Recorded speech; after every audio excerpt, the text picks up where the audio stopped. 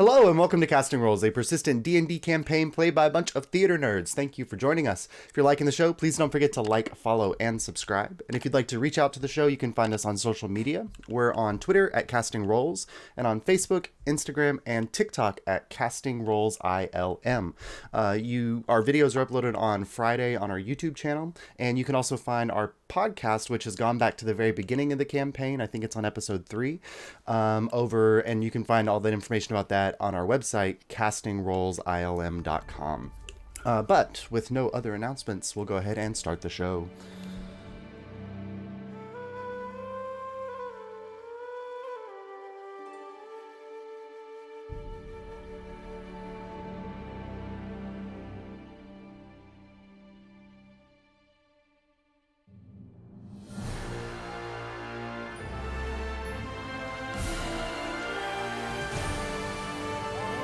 So, ticket takers, after a day of frivolity at the circus, with Kaimana exploring some mystical and mundane creatures and animals, the ticket takers, as well as the Rats of Dangerous, decided to go see a show. And as was to be expected, the star speakers at the very end of the show attempted to charm members of the audience, including, I think it was...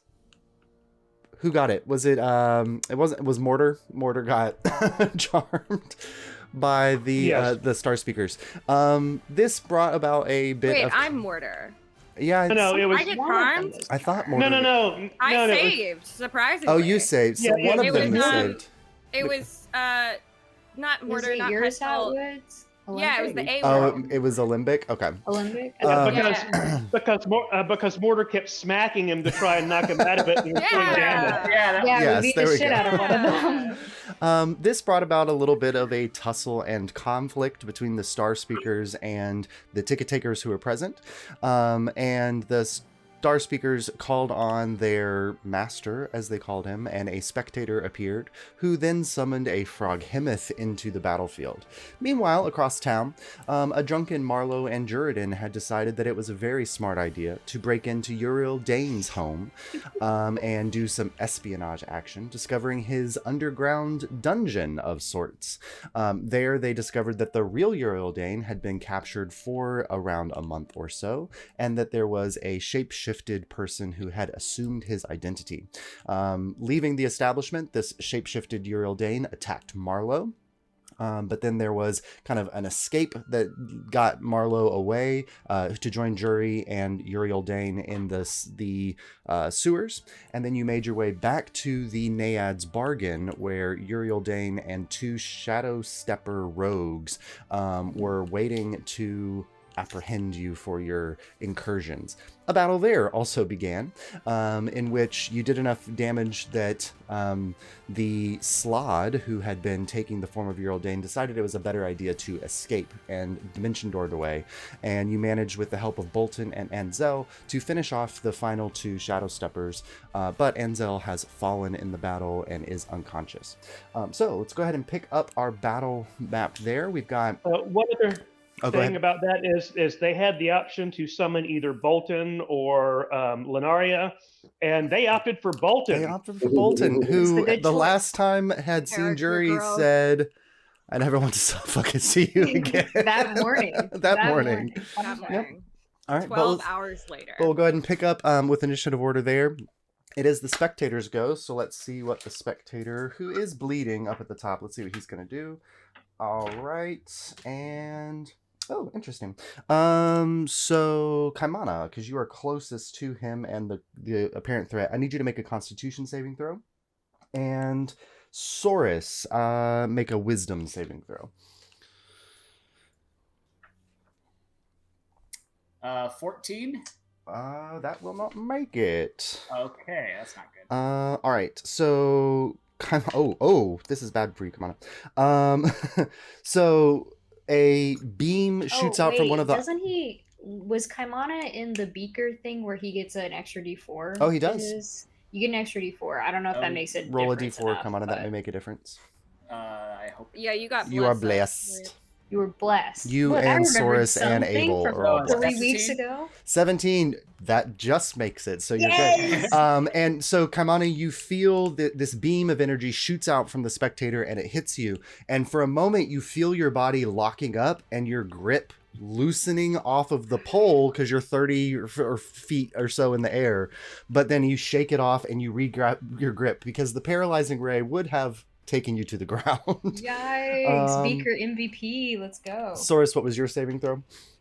I rolled a massive 3, A which gives me 3. a total of 8. Okay, so think the Soros, deeper will help another you. beam hits you, and you are suddenly you kind of glance up at the where the beam strikes you, and you look up at the spectator, and it's almost as if it massively engorges itself, and its fangs grow bigger, and its tongue is like dripping with viscera. You are considered afraid of the spectator. With this fear, it's not a forced move fear, but you cannot move closer to the spectator, and any attacks against the spectator that you would make would be at disadvantage, although you're probably not going to be attacking him. I Okay. think you're busy with something else. All right, and with that, the spectator is going to move, and so he's going to fly this way a little bit to kind of get away from Kaimana and get over Abel and Beaker there. Oh no. All right, that takes us to one of the star speakers is down, needs to make a death saving throw, fails. That is 2 death saving throws for that star speaker. The other one was swallowed by the frog hemith, so his go is over. Abel, it's you. Oh, that was so quick. I think I'm going to try to use. Oh, I forgot, the tent's on fire. On fire, yeah. Oh shit! Oh, it is on fire, isn't it? Oh, it is? Okay. Oh my gosh. Where's the fire originated? It is behind, because Kaimana released it on the frog hemith. It is behind the frog hemith, but it is quickly spreading as circus tents are. I think what was the one that burnt down in like literally 35 seconds. So you guys are looking at maybe 3 or 4 more rounds before the fire is going to be a dangerous place for you to be. Wow. Okay. So it's like directly behind. It's behind the frog hemith. That was the Hartford circus fire. Yes, it was. Oh my gosh. I did research on circus fires because of this situation. So did you get my jokes about Star Stripes Forever? Yes. Yay. Did you do the research before we went to the circus or after No, we set fire to it? It was between the last session and this session. I wouldn't have it was before. Just... Yeah, I mean, that would be valid given our history, so. All right. He expected this, but he hoped for better. I hoped. I was looking for growth, but Honestly, I've been looking forward to this happening ever since I was in Django Salvatore's Big Top Tech again. So there you go. I wanted the circus disaster real bad. All right. Crap or Rooney. Okay, am I within 30 feet of the Blaze's origin? Yeah, let's see. 5, 10, 15. No, you're not. You'd have to get closer to the frog hemith for that. Okay. If I moved away, would this guy get an opportunity attack? No, so the spectator is probably 35 or 40 feet above your head. Okay. Crap. I want to move in closer to the behemoth. Okay. Oh man, this is probably going to be bad for Source, but I'm going to try to hit it with a cone. A 30-foot cone of the Rhymes Binding Ice. Okay, so you could angle it so that it will not hit Saurus, but it will hit one of the tigers. Oh no. Where do you see tigers? There's 2 tigers on either side of the... They're currently represented by lizards, but there's 2 tigers on either side of the frog head. Mono summoned them. Oh man. They're actually in the tentacles of the frog hemith right now, kind of being whipped around. I'm gonna do it. I'm just gonna do it. And I'm trying to kind of put the flames out as well while I'm trying to clip the behemoth. Okay, and that's a saving throw, or Will is it be a con saving throw? okay? Come on and make a con saving throw for one of the tigers. Okay. Do you know what the plus to that is going to be? Let me see. I don't have a tiger pulled up. It doesn't matter. I rolled a 1. Never. Oh, So it no. fails. It's probably like a +1. Froghemoth has high con, but only rolled a 12. Okay, so it's 3d8 plus another d8, so that's 12 of ice damage, And it is frozen in place. plus another 4 damage, and it'll be frozen in place. Does that put out the fire? So it's not going to put out the whole fire, but it definitely dampens some of the fire energy that's happening. Okay, cool. On top of that, I want to turn and try to force ballista the Spectator? the spectator. Okay. With advantage against the spectator because he is fairy fired. You didn't roll damage on the... You didn't tell me what the damage was, at least. Yeah, it was a total of 16. 16? Okay. I think that takes out the tiger, Kaimana. Okay, so I'm that sorry. one It had gone. it had 20. It had taken 20 hit points, and will you double check what a tiger hit points is? But I think that 20 plus 16 will do it. Tiger, burning bright. 37 hit points. Oh no! So that tiger has 1 hit point, but it is an icicle and technically can't move Oh, because no. of the Ryan's breathing ice. So yeah. Okay. How hurt does that Froghemoth look? I mean, so it is bleeding, but it doesn't look like it's slowing down from its damage yet. I'm just wondering about dropping the concentration on the tigers. Or It's if we frozen right now, so I'm going to get some free shots. I think the Rhymes Binding Ice, it just reduces its speed to 0. Yeah, it just says it can't move at all. Yeah, so it is stuck in place, which is good because the next thing it was going to do is jump on Beaker. So yeah, So I rolled No. a All right. 20 hit with my force ballista. to hit 20 the- hits the spectator. You go ahead and roll damage. All right, cool. Oh, come on, D&D Beyond. It was 17 and then a 20. So that is 19 points of force damage, 19. plus a D8 from my arcane firearm, plus another 7 points. Describe how you blast the spectator out of the air. What? Let's I had a whole go. thing. Abel! Abel! Final kill Abel.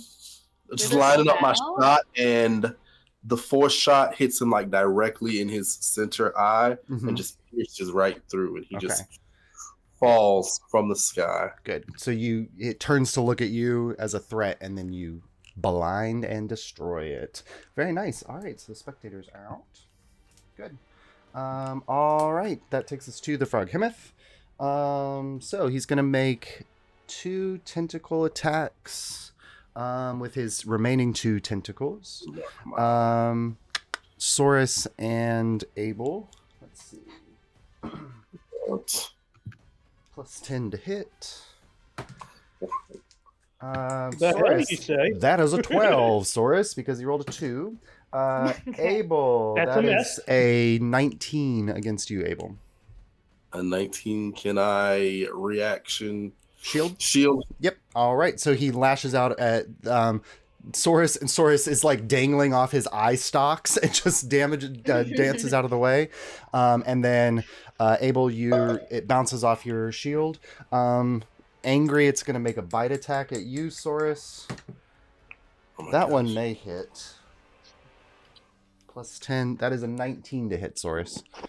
Does not. Aha! So once again, you dodge out of the way of the bite. And the last is the tongue attack. That tattoo I got made a difference. It did. Abel, Good, make a kids, strength kids. saving throw for me, please. A strength saving throw. Yes. At your Out of all D4. the things.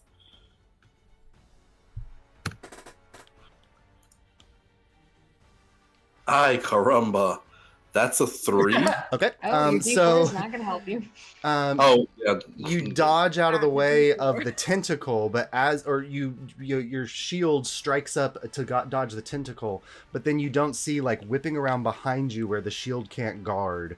The tongue of the froghemoth wraps around your ankle and lifts you up and pulls you right here next to its mouth, Oh, no.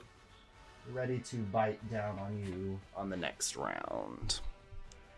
All right, that takes us up to the top, Saurus.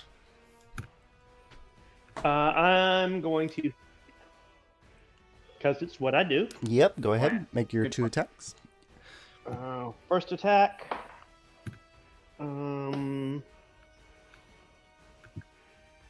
It's my shield. And I get a die 4 to add to attack do, because you of the do. bless. Yes. Mhm. 19. 19 hits.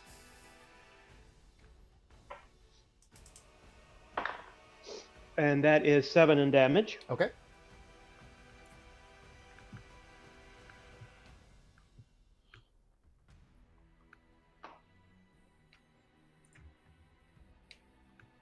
So he needs to make a con save. Okay.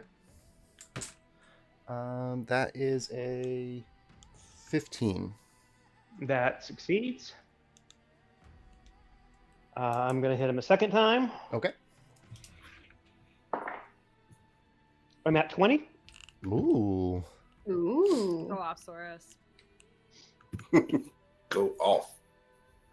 And that is a 3 and a 1. Great. That's a total of 9. That's 9 a total of points. 9. Okay. I'm going to make that a stunning strike. All right. I let you re-roll ones on damage for nat 20s because that's lame. Yep. Okay. So that was 3 and a 1. So that's 3 plus 6. So that's 9 plus 5, 14. 14 points damage. Okay. That feels more like a crit hit. Yeah. Thank you. And like I said, make that a stunning strike. So Okay. he's got to make a con Con save to beat save. 13. He has a high con. That's a 20. Oh, man. He's a big, beefy boy. I'm going to flurry of blows. Okay. Just keep hitting him, Saurus. Another nat 20. Oh my Woo! God. Yes! He listened. I told him to go off. and he Nice. did. He heard it all the way across I have town. I have never rolled back-to-back nat 20s before. So That's Nice. awesome. and that's 7 plus 5. That's 12 Okay. in damage. And then last attack. Oh, and with flurry of blows, he must succeed on a dex check or be knocked prone. Ooh, his dex is not as good. Although that is a 17. Big beefy boy. Okay, that succeeds. And last attack is a nat 1 to make up for those 20s. There you go. So he moves when I in did you. hit him with the flurry of blows, I did mark him as analyzed. Okay. So you get advantage on your.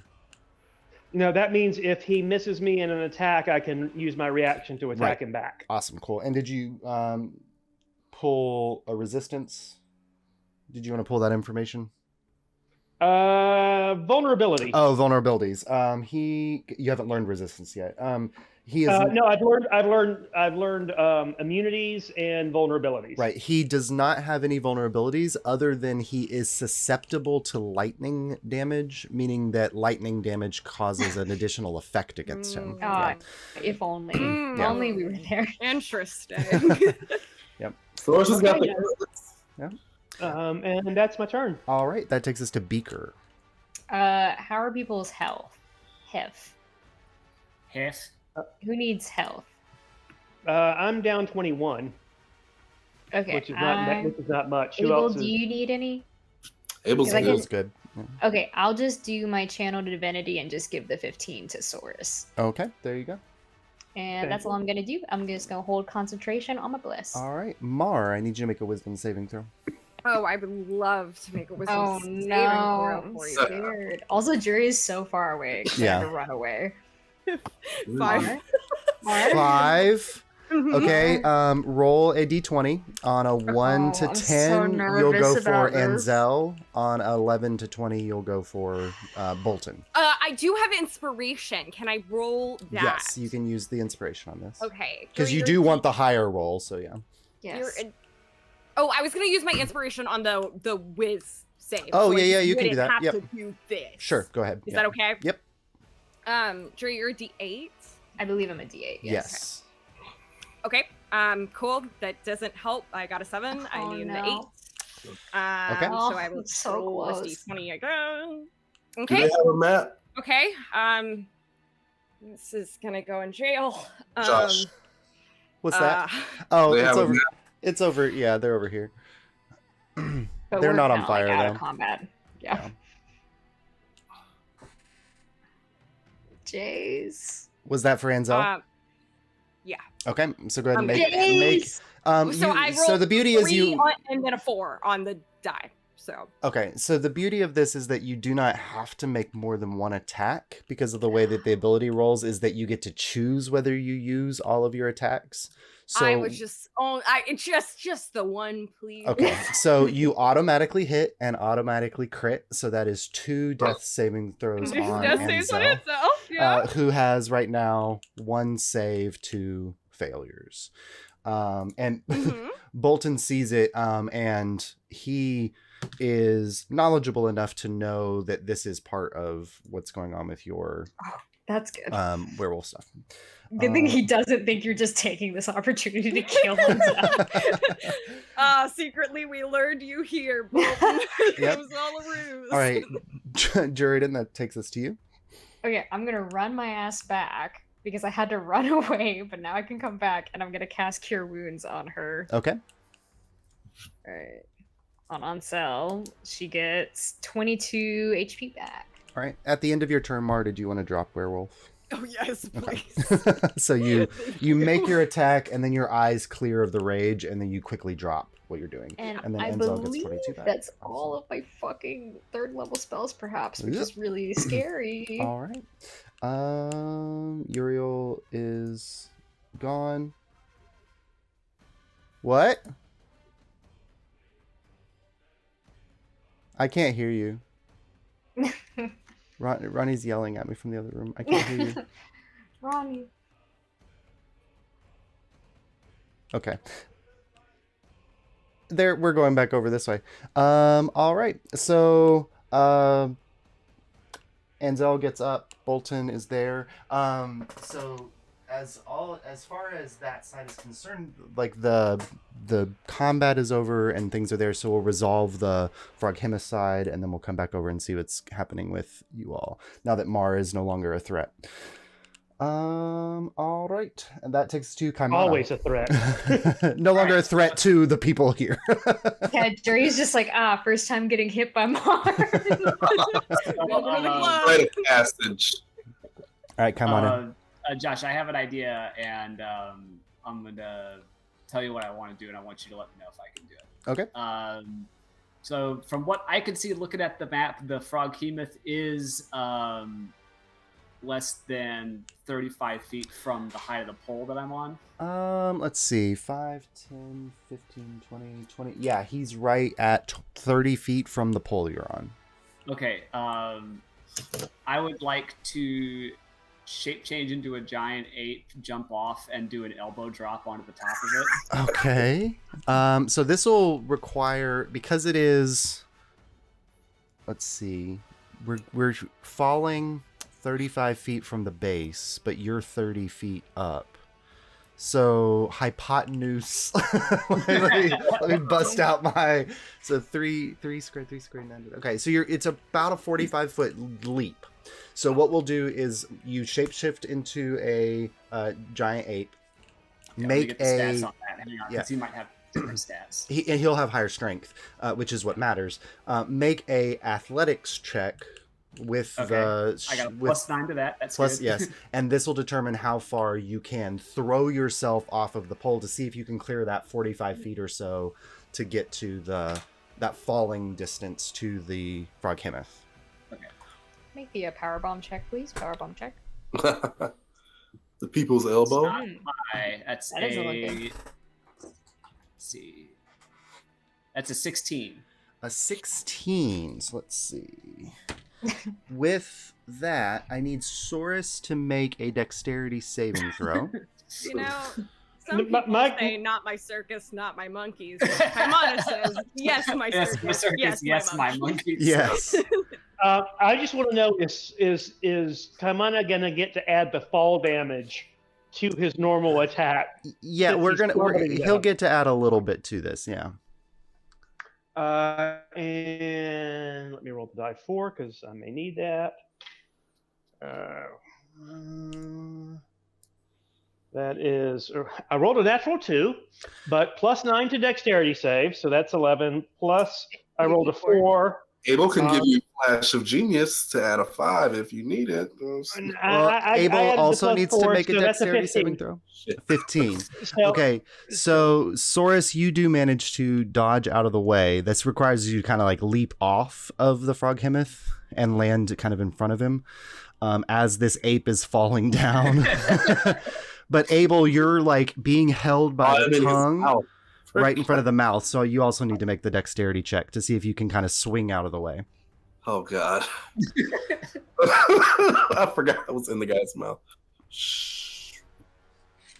Natural 20 for yeah. So Coming together. so you are still like in the tongue, so you're kind of still wrapped up with the tongue. But like roll myself out of the yes, way. you swing on the tongue out of the way just as this giant ape falls out of the air. So Kaimana, I think that the ape's attack is a D6. It is fists.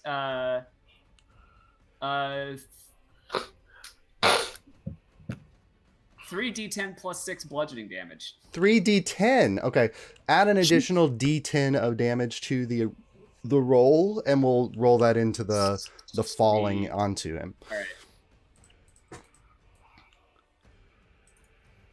This roll +6. Oh, it was a good roll. So 35 points of damage. The You computer. go through its brain can. He had 27 hit points left. Yes. Oh, So yes. how describe Kaimana taking out the Froghemoth? I'll send a TikTok to the group chat, but Oh. it's like there's like a howler monkey like screech, and everybody looks up in time to see Kaimana land like fist first on top of the Froghemoth, and then disappear, followed by just like a welter of gore. And flies out, dousing part of the circus tent fire. Yes. All right. So let me go ahead and move back. So as Kaimana falls out of the air, destroys the Froghemoth, we cut over to the other side of town, where Marlowe, Jury, and Zell, who has now come to, and Bolton are standing around. And like down the way, you see like Uriel Dane peek out from he like crawled out of the space where he was hiding, and he like peeks out of the alleyway. Is it safe to come out yet?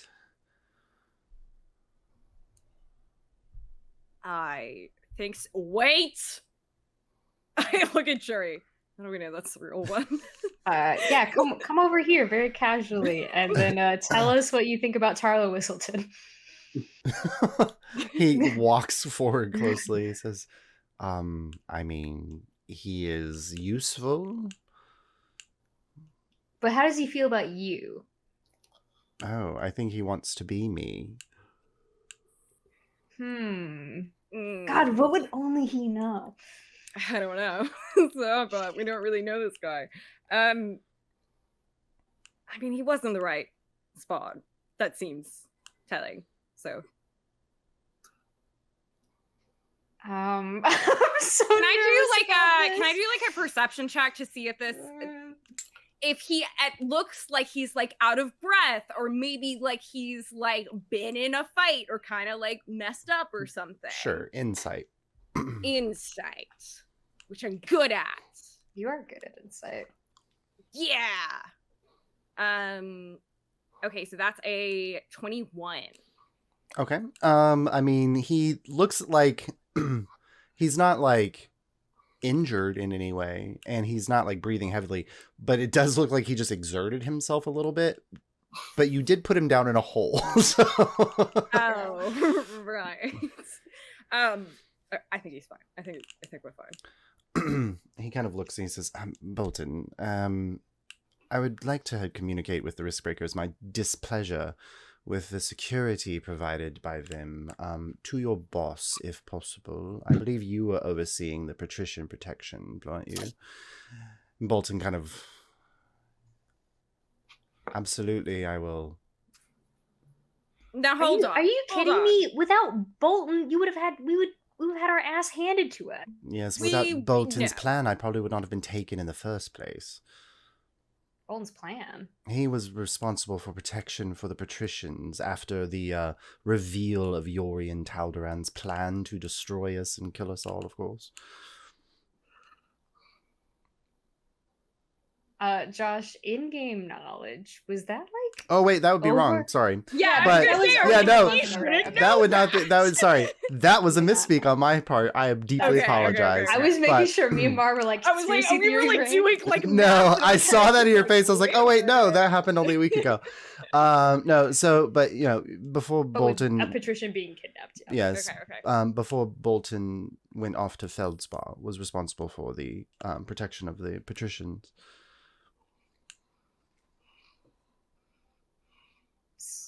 So crown forces were protecting the patricians? Well, of course they were. We fund their actions and activities, so we get something in exchange. Huh. I'm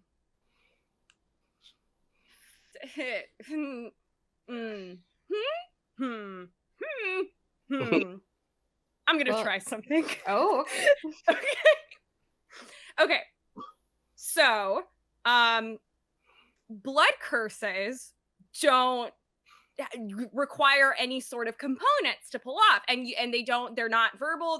It doesn't say anything about verbal somatic. Mhm. So I assume that as long as I'm not amplifying it, which would require blood sacrifice, then I can just do the thing, Yeah, right? yeah. And no one would know.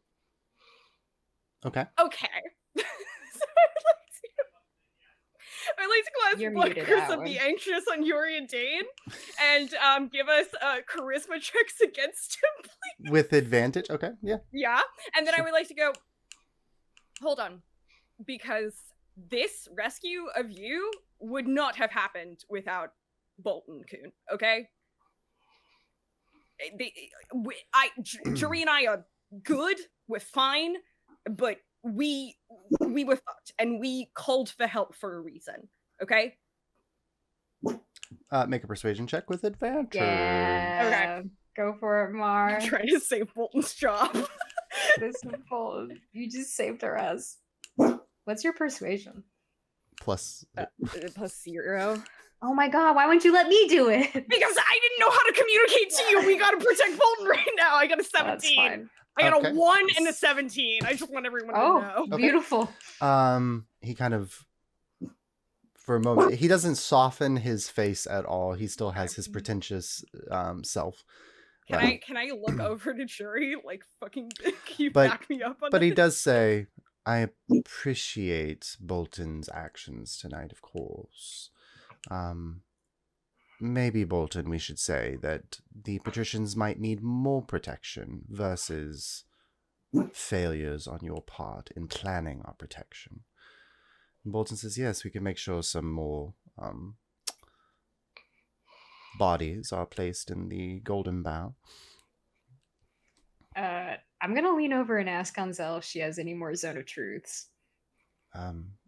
Yes. Should we double check that this is the right guy? I'm like real nervous about this. I suppose I could. And she looks at Bolton, and Bolton just nods. So I need all of you as Enzel releases the spell. I'm rolling against it. What do you roll against it? Let me pull it up. I just really want to make sure this I believe it's a this is wisdom smart. saving This is throw. completely smart. I believe it's a wisdom saving throw. Look, if she has this spell slot, I just think it would be good. No, it is a very smart move because I I just don't. Yeah, My- it's on my- second level. She definitely has a second level spell slot. my So she insight releases it. just proved that maybe Uriel can't climb out of a hole well. Charisma saving throws. Charisma saving there. Okay. Let's go, jury. Come on. I got an 18. Do I pass? Yep. We got 5. Do I pass? I don't have to lie. I don't have to tell the truth. Yay. Enzel looks at you, Juridan, aware that you did not succeed, or that you succeeded in the I thing. wink at her in a cheeky way. And then, but she kind of looks around at the rest. It's taken hold. Juridan is the only one unaffected, and she looks at Bolton. Will you ask Uriel if he's the real Uriel? Are you the real Uriel Dane? Of course, I'm the real Uriel Dane. I just wanted to make sure. And you're okay? not a demon man thing, whatever that was called. You're not a slod. I am not a slod. I am not Yay. a demon man. Oh, thank God. We're simply trying to Thank make Elsa for sure that what has happened to you does not happen again. I would be more concerned by the fact that we don't know where it is, and it now can be anyone. Well, I think the Well, first thing we should do is make sure you're secure and safe. I believe I would like to go to the palace. Sure. Yusef can make definitely. sure that I am safe for the time being. Absolutely. Well, escort me there then. Oh my God. Bolton, I do you look want us- over at Bolton and Zell like, oh, who's gonna bite the bullet on this one? Yeah, we're like, do you want us to go with Do you? you want us to do or- that? Do you want to? Do you want to? We could wait for you to call some people in, or do you need? Bolton kind of looks at Enzel, who has how many hit points? You gave her was it 16? I think. You're like 22. I think it was. Oh, it's 22? I think Okay, it was yeah. a significant So amount. she's pretty looks good. pretty good. And says, well, I believe if Mr. Dane would, Enzel and I can assure his safe arrival at the palace. Sure. Yeah. If you feel Great. comfortable with that, I feel totally That's cool great. with that. And then me and Mar can go look for this guy. right. Maybe. we'll I'm go- kind of have 1 hit point, but that's cool. That's cool. What? I'm Oh, real that's right, because fucked you up. went down, but then Yeah, you were I saying- went down and popped back up. So like I healed on Sal, but Jury's like bloodied and like.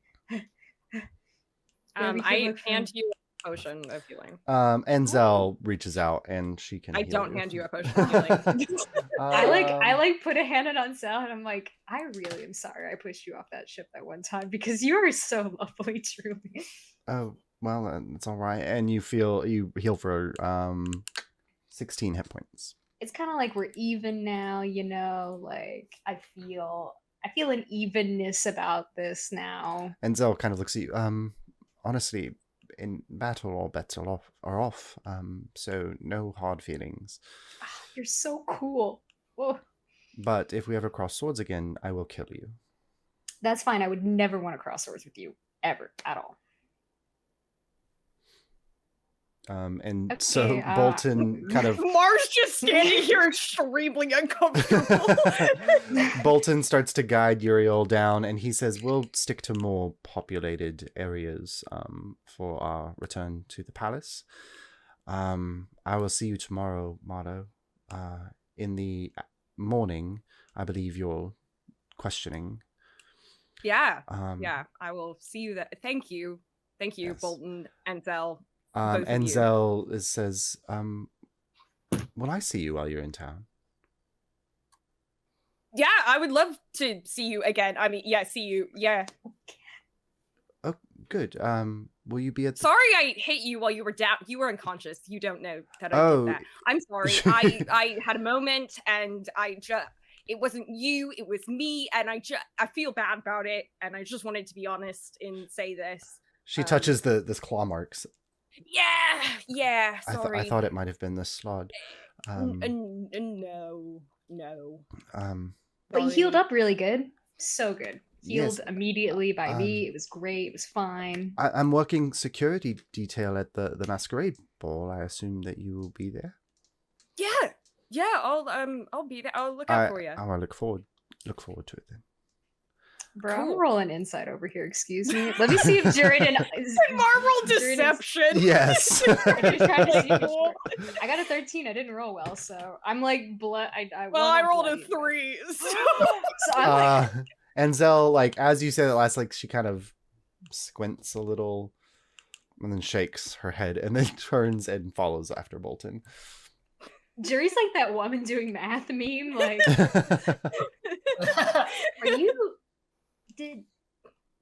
are you like, did something happen in Feldspar? we're still standing in the zone of truth, right? Is it I think it's a location around Enzel. Let me double check the language of the spell. Okay.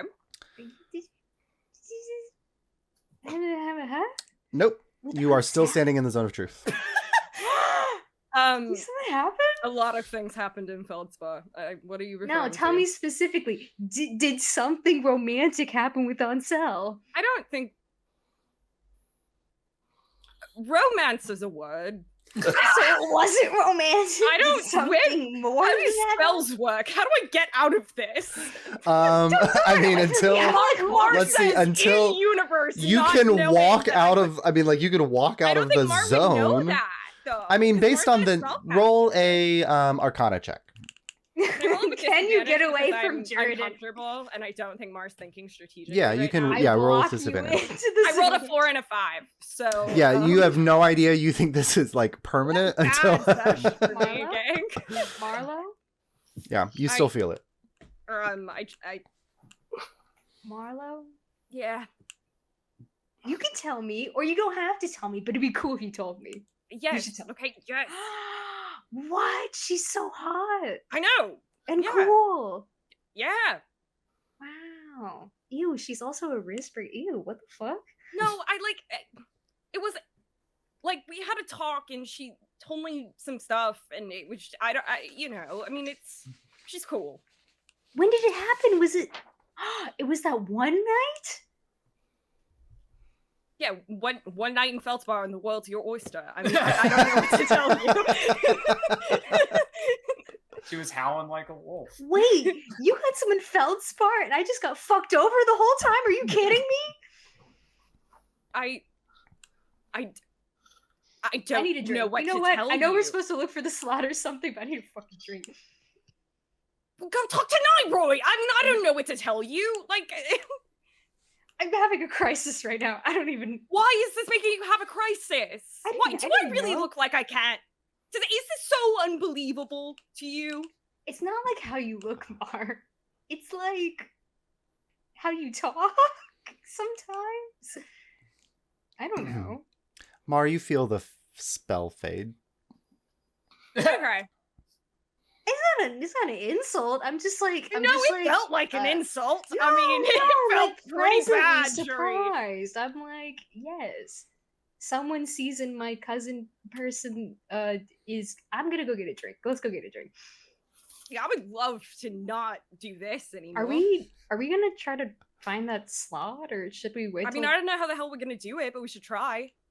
Okay, so we'll get a drink and then we'll go. Yeah, let's get it to go. Get it to go.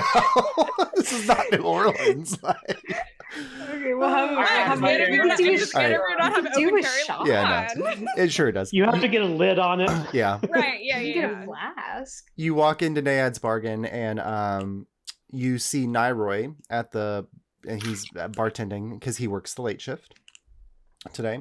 As the last time he spoke to Juridan was telling you the next Yep. time I might see you might be the late shift.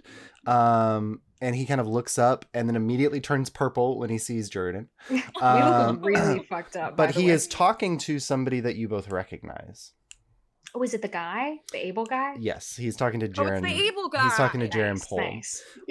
who is standing and like he's drinking and they're kind of laughing about something, and then Jaren looks up and sees both of you and kind of recognizes. Let's see if he recognizes. Yeah, recognizes that you were with Abel. Nice. That night. But we'll cut back across to the circus where you are like Kaimana has just fallen out of the air. The frog Himith is now collapsed on the ground before you. The spectator is kind of like turning to jelly basically kind of over on the side, but is still holding its shape a little bit. There is a star speaker who has one more death saving throw to make and will be either dead or will have to continue making saving throws. Let's see how he goes. Nope, that's a failure. So Well, he bleeds out. I committed murder. And Mika was then- like, was I supposed to heal him? I don't know. No. I did not commit. We don't get a chance to try to stabilize him and let's see where he was on the initiative count. So no, he goes directly after Kaimana. Oh, yeah. So- Rip Peroni. More than one way. yeah. So but there is still a fire raging. Let's say roll a d6 for me, Kaimana.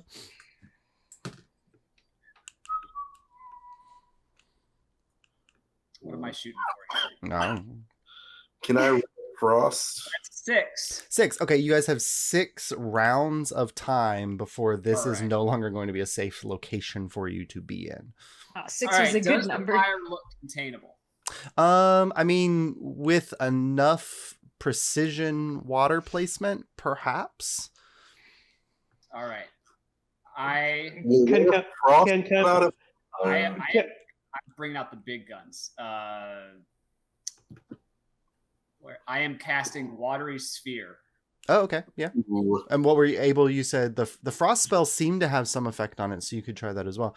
It's like because I mean it's like fire on a piece of paper. You know, like lighting it in the middle, it's gonna burn out in a circle. So it's kind of spreading into like 3 directions. It's already eaten the bottom part that connects to the ground, but it's kind of eating to the left of you. It's eating up towards the top of the tent, and if it gets to the top, that's when the real danger is gonna hit. And then it's eating to kind of to the right. So, Kaimana, which area are you going to tackle with this sphere? So I'm gonna stop it from spreading laterally, so like prevent its like circular advance, because this Okay. thing only hovers 10 feet off the ground. Yes. So you're kind of washing the whole like bottom part of the. Yeah, I'm like wetting the whole tent with it. All right. So you're going around the whole tent to protect the bottom part. So Kaimana's got the lower part under control. Abel, are you going to attempt to put out the upper part before it gets to the roof of the tent? Yeah, I'm gonna try the cantrip Ray of Frost and see if that will quell the flames. Okay. So go ahead and make an intelligence check and add your proficiency modifier to it. Oh yes, I'm good at those. Usually, but D&D Beyond does not. This is your like- spell attack. spell attack. Oh, okay, yeah, cool. basically.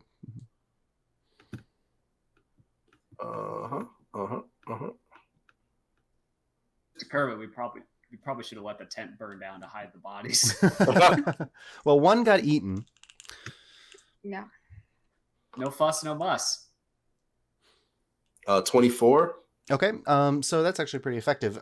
You managed to contain about a third of the fire, but it's still like eating around the frost elements and still approaching the top. You might need something stronger than a cantrip to fully contain it.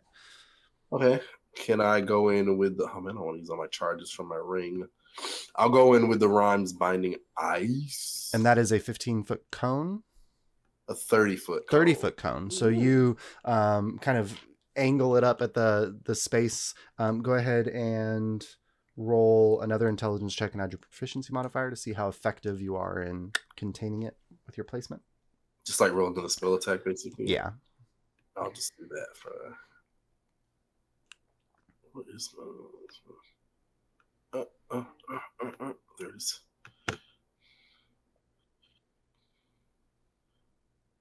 Another 24. Okay. Yeah, with that, with Kaimana dousing the bottom part of the tent all around, and then you kind of guiding the flame over into a location with the ray of frost, and then blasting it with the Rhymes Binding Ice, you guys managed to douse the flames. Good work, Kaimana.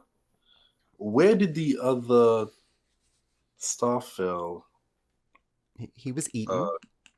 There were 3 of them. There's one more in their tent. Yes. There were only 2 came to see you. Right. So I'm gonna go sprint to before their tent. before you leave, Soros, Beaker's like, is the circus always like this? Is this always the end of it? Do people like going to this? This is my first one. I'm not sure. And I go sprinting towards the Star Seeker tent. Okay. So you charge out of the entrance of the tent. You're not exactly sure. The Star Speaker's tent. Go ahead. Quickly, I want to cut off the eyeballs of the spectator. Okay, go ahead and make a Throw 'em in my bag. survival check to see how much of the spectator. Are you also going to try to harvest anything off of the Froghemoth? I don't know if I have time. If I can get the Froghemoth for you. Beaker will offer to help you. Okay, so Beaker is going to tackle the Froghemoth. You're tackling the spectator. Both of you make nature or survival checks. Soros, you charge out.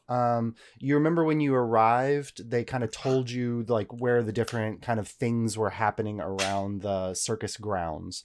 So you kind of remember where the Star Speaker's tent was, and you race off in that direction. You get to the tent entrance. Do you charge in? I run around the back. Okay, so you head around to the back of the Star Speaker's tent. Go ahead and make a perception check for me. Kaimana, what are you doing? I am going to... I'm going to look for anyone running to the tent. Okay, so you head outside to kind of just look at... I'm going to poke my head out the tent. Okay, go ahead and make a perception check. What was your survival check on the Froghemoth, Beaker? I cannot believe that Beaker rolls so much better than Jury and is so much more useful in a fight, but he rolled a 20. Okay. So what Beaker manages to does not know what a Froghemoth is, and so is just kind of making guesses. Harvests 5 Froghemoth teeth, both eye stalks, and the tip of the Froghemoth's tongue, which is barbed. So there's barbs on it. He's got it all kind of, I think in his tunic, he's holding it up like a kid with seashells and is like, oh, I've got lots of things for you, Abel. Abel, what was your survival check on the spectator? Abel rolled a 10. A 10. So you managed to harvest...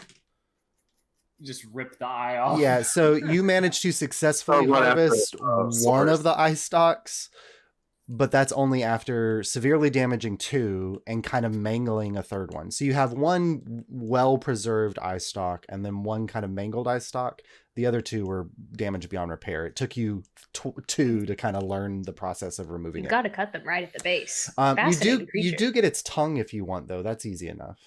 Sure. And I'll just hand Beaker the bag of holding to stuff all that in there for now. Gore and all, just I'm like, how does it work? Beaker's like looking at the bag. All right, so you dump all that in there. All right, Soros, what was your perception check? 15. 15. So you get around to the back and you kind of get quiet and listen, and you hear the distant sounds of people running because there's a fire here just moments ago. But from inside the tent, you do hear rummaging and the opening of trunks and then things being thrown inside of trunks. All right, I will slip under the back into the tent using my small body. Okay, so you slide under the back and he does not notice you. The third Star Speaker is there and he's loading things into a trunk. Gotta get out. Gotta get away. The master needs to know what happened. Gotta go. Bonk. Does he seem to be talking to himself or to someone else? He seems to be talking to himself. Yeah, I'm gonna conk him on the head. Okay. He doesn't. He rolled a 2, so his perception. He's really focused on what he's doing. Go ahead and make an attack with advantage.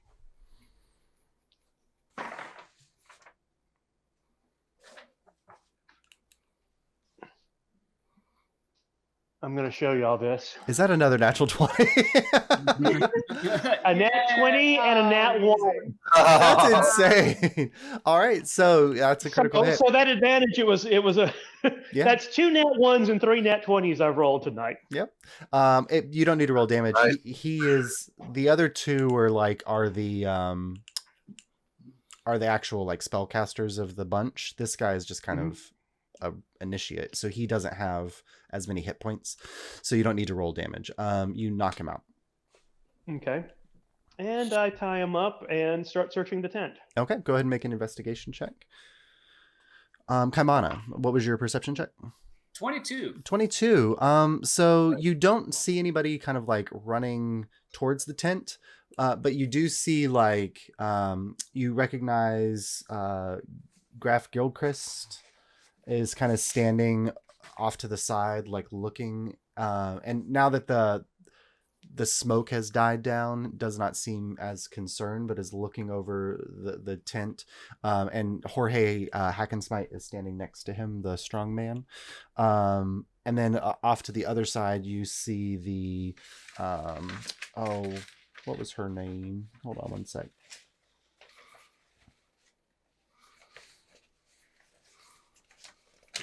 The weird Renala, the weird. You see the kind of like the enchantress is off to the side as well. Do they look mad? Do they look concerned? They just look very perplexed. All right, so not gonna murder us if we step out that side. No. All right. As far as you can tell. I'm gonna kind of pull back inside, and there are people out there. Okay. What kind of people? The circus people. Perhaps we should ask a few I questions. want to meet them. Yes.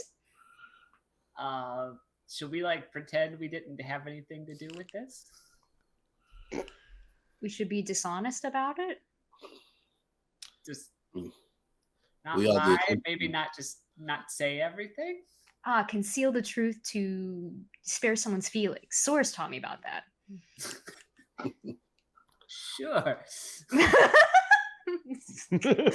All right, I will not directly say that we were involved. All right. Around this time, the other rats make their way back into the tent, hearing that like the fighting wave has to them. subsided. Covered in the frog slime. Oh yeah, I've dropped the 8 by now. Okay. By the way. Yeah, that was foregone when I started casting spells. Let's see what they might know about the spectator and the behemoth that was making residence in their circus. Let's go outside and ask Kaimana to point out where he saw the circus people. All right, so you guys make your way outside. Kaimana points, and there's a kind of a group that's beginning to form around the leader of the circus that you saw during the show, and they're kind of mumbling and talking to one another. Okay. I'll just walk over and introduce myself. I am a member of the Ticket Taker Guild. It's lucky that we were here tonight. We seem to have saved a lot of people from being kidnapped and or eaten by these monstrosities. Make a persuasion check with disadvantage. Just Can I these could, are like- circus people, and they are going to determine. This will determine whether they immediately trust you or not, because they're not very trusting. Can I help by looking pathetic? I don't know. They've seen a lot of pathetic people at the circus. That might not I help. do the full otter, wide-eyed, like Puss in Boots. All those sad little rats with us. yeah. Scared little rat folk. No, you guys just came out of their burning tent. They're circus people they don't trust easily anyway. Yeah. So disadvantage. Whatever. I don't know. I can't like right click to do. No, you just have to roll dice and take the lowest. Let me just roll my dice. Yes, roll Jace's dice that they gave you. That always well. I was trying to right click in D&D Beyond, but it won't let me do it to do advantage or disadvantage. Fine. It's a disadvantage. Disadvantage on persuasion. Taking the lower roll. Yes. Out of 2d20. Well, that one fell. So, an 8 plus 2 is a 10. Okay, well, it's average. Okay. Mm-hmm. I rolled an 18 on the other one, so okay, so a 10. So they kind of like look from person to person, and then My bottom lip is trembling. The Graf Glockenspiel kind of speaks up and he just says, "Tell me that you took the fuckers down with the tent." we were able to save most of the tent, I believe, but we did take down the 2 creatures that were inhabiting it. What about the Star Speakers? I believe my associate is taking care of that as we speak. All of them? There was a third, I believe, and Jorge, go check to make sure he's done too. Well, knowing so, he'll definitely take care of that. The strong man heads off towards the Star Speaker's tent. And Soris, what was your investigation check? 17. 17. So there's not a lot in here, but you kind of going through the trunks because he'd had a little bit of time to dump a lot of things in here. You recognize there's the full-size reproduction of the town of Starfall is there that you saw at the Day of Ascension. But in the tent itself, there are several robes of Star Speakers, like fresh, clean robes and linens. The only thing of interest or value that you find, there is a necklace that has, it just seems to be a normal ruby necklace, but you're kind of playing around with a little bit and you realize it's a locket. And when you open it, do you open it? Yes. Okay. Open it. I need you to make a wisdom saving throw. Ooh. 10. 10. Okay. So you don't know what's inside of it. You know that you opened it, and then the next thing you know, it's closed again, and there's like a foggy break in your brain. You're not exactly sure, but like that gets your hackles up of like there's something with this necklace. I definitely need to get able to take a look at it. And then you also discover a rolled up parchment. When you unroll it, there's a lot of writing on here in a language that you don't understand. It looks kind of like weird symbols and it doesn't look like a language that you've even seen before. But it looks like a map or a drawing of a large building, and it specifically seems to be focused on this one section of the building where it looks like there's something hidden, but it's hard to read because you can't read the text around it. But those are only 2 items that you really find that seem of interest other than clothes and like 35 gold pieces. Okay.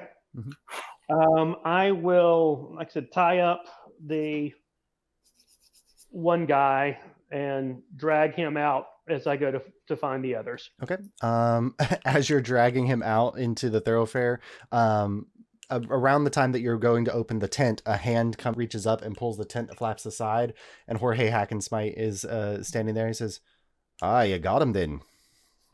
Oh, yes. Very good. Is he dead? No, he's available for questioning. The other 2 are dead, though. Good. Bring him over to the other. I couldn't remember what his accent was. I don't know why he became Australian. Good enough. I like Australian. I changed it to watch when I was Yeah. playing it, so there's no canon All right. voice for Does Jorge. Jorge know that Corinne and Naveen and Twine are in town? Yes. I'm sure he does. Yeah. Oh, He does. Aw. And so Jorge helps you. He grabs and like you feel a great weight lifted off as Jorge drags with his strength. No, he's not fireman carrying. He is happy to drag this man across the Well, bumpy, that's rocky what I was ground. thinking, is that he fireman carries, but because he's so short, the face is still in the ground. He just gets dragged that way, like Christopher Robin dragging Winnie the Pooh behind him. You guys get back over to where Graf Glockenspiel is, and he just kind of whips the star speaker around and like tosses him, and he tumbles along the ground. You bound his hands, and I forget, I broke one of his fingers. You broke one of his fingers, okay. And his mouth is still open, but he's not speaking. He's just kind of like looking from group to group. So you're all there, and there's a star speaker on the ground in front of you. I hand the parchment and the locket to Abel, and I say, "There's something very strange about this locket." Okay. And this is written in a language I can't read, Let me see. which is most languages. Let's take a look. I'll bend down and like tilt the parchment toward Kaimana. Is this a language that either of us know? I doubt it. What languages do you know, Abel? I know Common, Deep Speech, Draconic, Elvish, and Gnomish. Let's see. I know Druidic and Primordial. Primordial. It's very weird, Abel, because it's not a common language that most people take. But maybe it's your interest in things that are alien to this world. This is in Deep Speech. Ooh, spooky. What does it say? It's a map. The label at the top of the map says the Star Speaker Temple, and it has like certain things are labeled like altar, pews, the statue of the Great One, but the part that's like kind of handwritten in that is focused on an area is it says the ruby is the key to the underground sanctum. And it marks a specific part at the back of the temple that seems to be behind something. It's hard to tell because it's like an architectural drawing, but it's like pointing to a back corner of the temple, and then it has this handwritten note in there. Okay. This is quite interesting. This seems just to be a map of Star Speaker Temple. And the item, the necklace, can I cast Identify on it? Yep, you can. You take the 10 minutes to identify. It has a magical essence. It's aberration magic. But the magic is coming from inside the locket. The locket itself, like the ruby is not magical. It's just a ruby. There's energy emanating from inside. Okay. And can I tell what type of spell or energy this is? It's difficult for you to put your mind on it because it is not of normal magical essence. It is alien to your knowledge of magic. Okay. I want to ask the leader of the circus guild or the circus group. So you had no idea that these people were operating within your circus? No, of course we did, but we didn't have much choice. You saw what they were keeping underneath the grounds. There's worse beside that.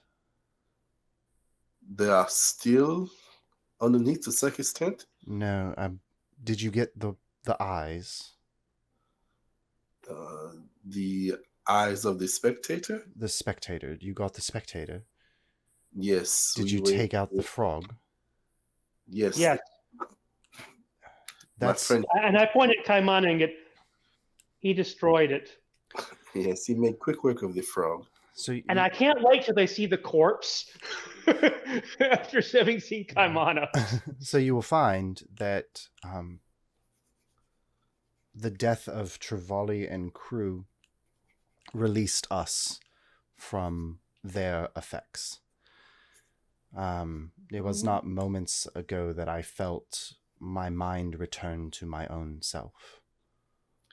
How long were you under the spell? What is today? Today is And you reveal the date to him, which is 28 days from the day of Ascension. And he kind of looks at Jorge and then looks at Renala. It's been 3 moons. that's long since you have. We were last in Rheingerod. So we are now, and he kind of looks and realizes, like, he sees the city. We're in Anovir. That would normally take us about 3 months of travel if we did a show every other night. So what were they doing when they were mind controlling the people who visit your circus? As far as they said, sending them to Starfall. Do you know why they were sending them there? The way that they communicated it to me when they offered to purchase the circus before they dominated me because I refused to sell, was they were looking for people to help build their utopia. It's really interesting. I've only seen Starfall from a distance. We kind of always took a wide berth around it when we were traveling through the Veltland. I didn't know there was much there. Kaimana, Sordus, do you know anything about Starfell? I've been in the world for only 2 years. And Kaimana's from the Vanishing Isle. Your best bet would be Marlowe, and they're not here. Can I roll? Sure, you can roll. A history check at disadvantage. So 2 years is still a long time. Could have heard 10. something. A 10. I mean, aside from like the little things that you've heard other people talk about. I know what Kaimana does. He pulls one of the pamphlets out that he got. Yeah, there you go. Yeah, it's a utopian community. It is on the site of a comet that blasted in. Yeah. Yeah, he's just reading it. Yes. And I can just picture the 5 rats just going, oh. Yeah. Oh. They're like, Jordan was right. The pamphlets are bad. Don't take the pamphlets. Renala kind of speaks up at that moment. She says, well, they say it was a comet that slammed into the ground, but that is not what I remember hearing when I was young. I'm from near Starfall, in the Veltland. They say it was a burning thing of metal. Like, Metal. hard to describe, but it slammed into the earth and released some kind of arcane burst, which raised the shattered remains of the land around it, and those pieces of land have been swirling around the crater ever since. But I don't think it was a comet.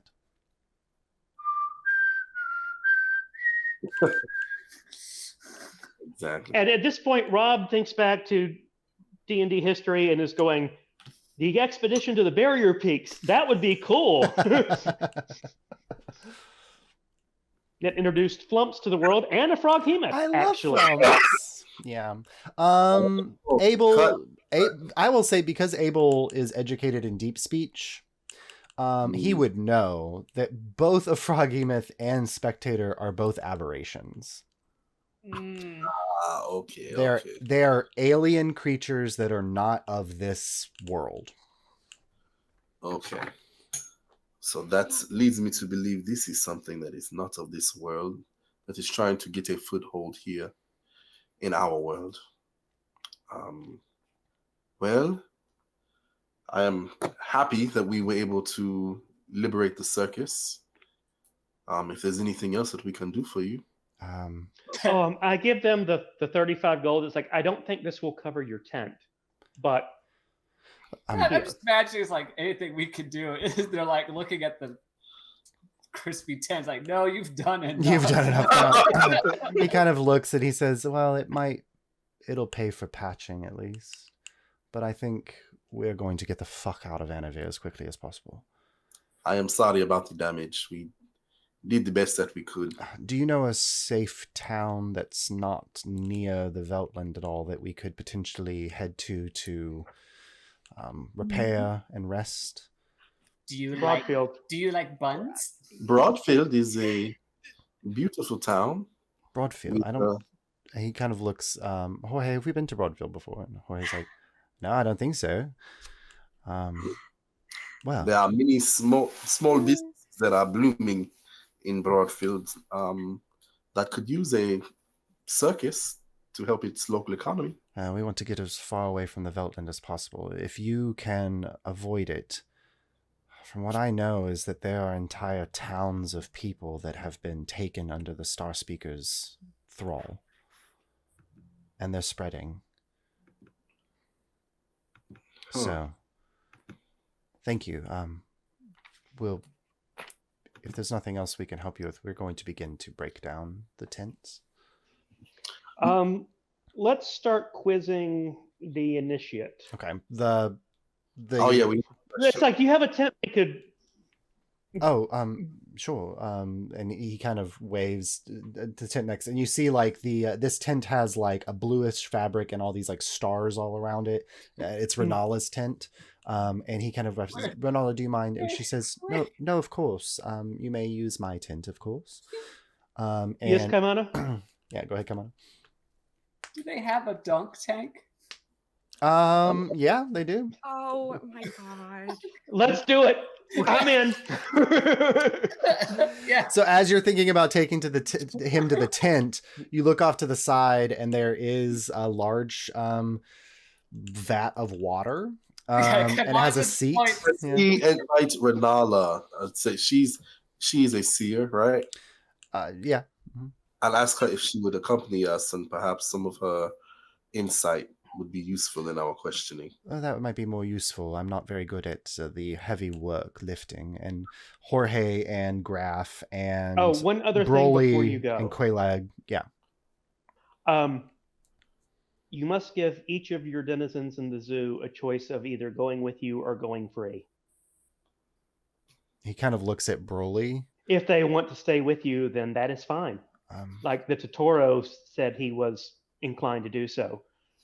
But you should ask each of them. Broly kind of speaks up at that. He says, they're all my family, but I will ask them, of course. But if they wish to go with you and stay, then that is perfectly fine. But having been in a cage before, at least give them the option. Yes. Broly, like, just to defend myself a little, I only put them in cages to protect them from you.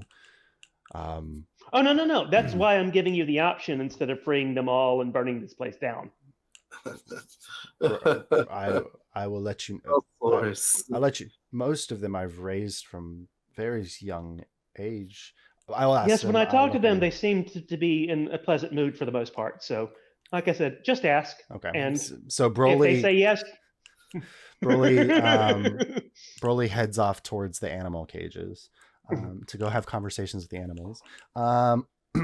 If anybody's paying attention, about 15 minutes later, a tiger does saunter into the wilderness around Anarvir. Because the tiger does it once. That's what I thought. I was like, the tiger didn't like. Yeah, the tiger didn't like being in the cage. He was the only one. Some ranger tomorrow is gonna be like, how the fuck did a tiger get here? Is the wooded area, is that like where most of the wild animals live? No. This Like- Anarvir is like one of the most like city. yeah, this is No, one you of the let most him out in the developed middle of areas. town. Yeah. Yeah. This tiger is in the suburbs right now. Like, I turned to Source and I said, perhaps since the tiger wants to be free, we can ask the circus to find an appropriate place to set him free and not, as they travel away from Anavir, and not leave him in the middle of the city. There's that like rare animal place in the city. You guys could probably take. Yeah, that's what I mean. Where do we go for Kaimana? Well, we're outside the city limits, so he can find a copse of trees and things. He's a free animal. Figure It's it up to him. out. It'll be fine. Josh, what's the animal trainer's name again? Broly. Okay, he's back there watching the tiger stalk away, going, "I'm never going to financially recover." The Tiger King. All right, so you guys drag the Star sorry, Speaker delay. into the tent, and we cut back over to Naad's bargain, where Marlo and Jury have seen Jaren and Nairoy. All right, we'll saddle up next to them. Wow, And- Jury, it's a pleasure to see you again. Yeah, can God, what did I? Can I get a drink right now, please? Sure. Your usual. Yeah, that would be great. He prefers a mule for you. Marlo, would you like anything? Yeah, just a shit ton of whiskey, please. Okay. Good night. He puts a glass shot out and then puts a bottle that's half empty out on the thing. He says, Oh, I just grabbed the bottle. "Oh, I'm just going for it. and then Jaren is kind of like, I mean, I knew you all were staying here, but I just didn't expect to run into you all tonight. Oh, did you not expect to, or were you hoping to run into our friend? Um, I'm sorry for my friend's vibe immediately. What off do the you mean? bat. Sorry for my friend's vibe. You're the one that threw my vibe off. I would like to formally apologize for my friend's introduction. Hi, Jaren. How are you this evening? I'm well, I suppose. I had hoped that a day or so of tempers cooling might make you all more amenable to seeing my presence. Oh, we don't have any problem with you. I don't think so. I have some problems with you, but about as much as I do most people. So, I can appreciate that. I was hoping that the ticket takers would all be present. I mentioned the that others there was went to like a circus. Yeah, the others guess. went to the circus. I mentioned to Abel that there was a circus. Is that the it's like best? some kind of like circus thing in town. Oh, is that a good way to spend your time? No. Anyways, No, God, no, we No, didn't absolutely go for a reason. So but Abel and the others went. Yeah. So he kind of looks at Nairi. So he likes circuses. Okay. We're gonna find out if it was a good idea. Oh, in these about an hour or motherfuckers two. have been bonding over their crushes. But he says, I was hoping that I could put it in your ear that there was something. One, the godmother would like to see if there's any movement on the task that she hired the ticket takers to do. Oh, has are there like- been movements? Our eyes widen, I'm sure. Yeah, we did a mission tonight. Can I try to sleight of Or- hand something to Jaron? Go I ahead. would like to sleight of hand the bishop Oh, okay. little thing that I got from Dane. Yeah, go ahead and roll. Nairo didn't notice, but yeah. That sweet Oh, boy is can't Nairo notice distracted by anything. something? That's crazy. Nairo is just looking and Jury distracted. Nairo is making your drink at this point, Jury. Yeah. Yay. That is a 21. Okay. Oh, and I mean, Jaren rolled a 19. What is his? he notices that you're doing it, which is good because you're trying to pass it to him. Yeah. He kind of sees the movement that you're making, and as somebody who's well versed in the criminal underworld, makes the subtle movement and palms it, and then he kind of puts it in a pouch. Anything particular that I should know about that? I'm thinking she'll know what that means. All right. Keyword. If she doesn't follow back up, but I'm pretty sure she'll know what that means, and I can't really explain anything more than that in public. But that was found with our friend. Yes. Oh, yes. Good. If this... Not that we were there, but you know. I'll deliver it to her, and if that appeases the deal, I'll let you know. If it doesn't appease the deal, I'm sure she'll let you know. The other part was my own personal abusing my connections here. There was something that was stolen from my family by another patrician, and I was hoping to see if the ticket takers might be able to not necessarily steal it back, but take count of the security measures that are guarding it, so that I myself could potentially do so. Whistleton, right? Whistleton. Yes, but it's fuck that guy. It's at his new museum, the Whistleton Museum of Antiquities, just opened this week, and there's a family heirloom there. Do you have more information about what it is, so we could see which one of those specifically it's a pair of rings. Are alarm bells going off in Mars brain right now? Yep. Okay. Oh. Okay. Well, of course, someone like up with those. Yeah. So typical. Someone like that steals something, puts it in a museum. Well, I use steel. He purchased them off of my grandmother in her delusional final year of life, when she did not even know her own name. Yeah, that sounds about right. They are not in any way magical, as far as we know. They are priceless artifacts, but they are important to my family. We are the Poles. I'm not sure if you're aware. I feel like Jerry would know who they are. You can roll a history check, Jerry. Let me see. Mar does. Mar knows. Oh, I got a 24. Yeah. Okay. So there's two Poles that Juridan would know. Very famously, one of the patron founders of the Club Orfidia was a famous painter named Ruminara Pole. And Ruminara Pole had survived and lived during the subversion, and is very famous, kind of like the John Trumbull of the Revolution, like the man who painted all the Revolutionary War paintings that are very famous, like historical documents and capturing the elements of what happened during the Revolution. Washington crossing the Delaware. Yeah, that kind of the signing of the Declaration of Independence, like those types of things. Ruminara Pole is famous for having painted a series of paintings that capture the history of the subversion. Her brother,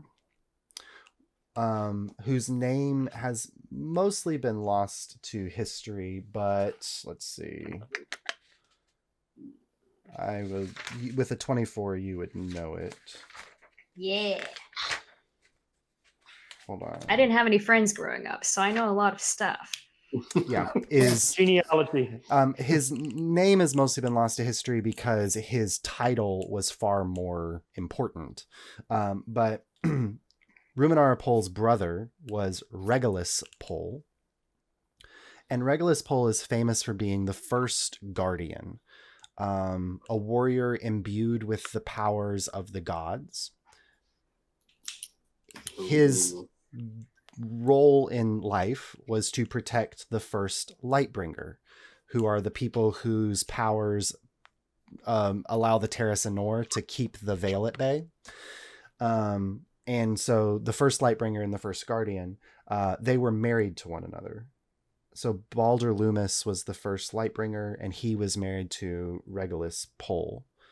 very famously, Regulus Pole murdered Balder Loomis and joined the dark side and became a general in the Dark Army, which is why Jaren is reluctant to give his name. The Pole name has been mostly persona non grata since.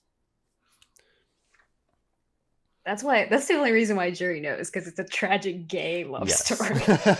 Yes, it's a tragic gay love story. And the rings were blessed by Bellinor, the god of light. But they were their rings. Yeah, Bellinor proceeded over the wedding, basically, and blessed their rings.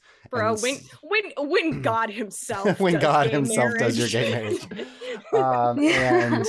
But the rings were in the Pole family because the Loomis family didn't have descendants.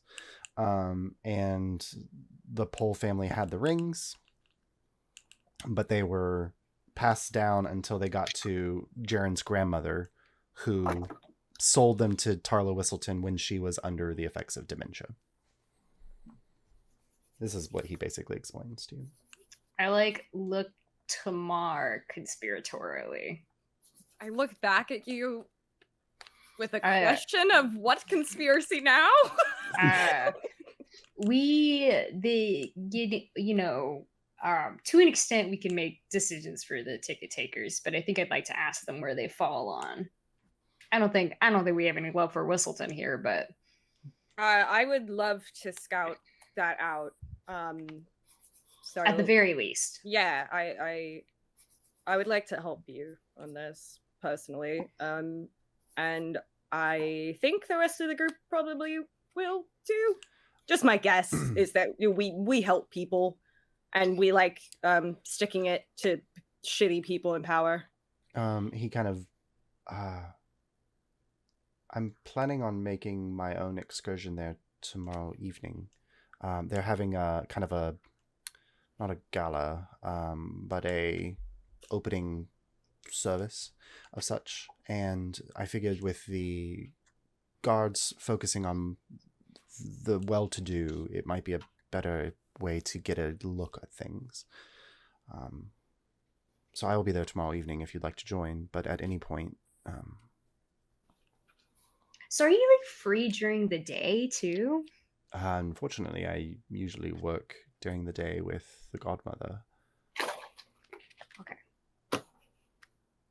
I was just wondering, how fancy is the gala? Is it like a... I mean... Is it like a date? Do you need a +1? Well, I would not be attending the gala myself. That's probably in one of the larger chambers. But the museum will still be open to the public during those hours when it would normally be closed. So it just allows a little bit of hopeful subterfuge. Sure. Well, between you and me, I have maybe picked one thing up from our mutual friend before. I would love to do it again, honestly. Well, he's amassed an interesting collection of quite priceless items. I don't know if you know what the Arms of the Subversion are. I do. He now has 4 of them on display there, as well as the rings and my great grandfather's armor, and his love's staff. There's many priceless items there. And I look at Jury with just absolute panic in my eyes. I look at you with the widest eyes, and I'm just sipping, But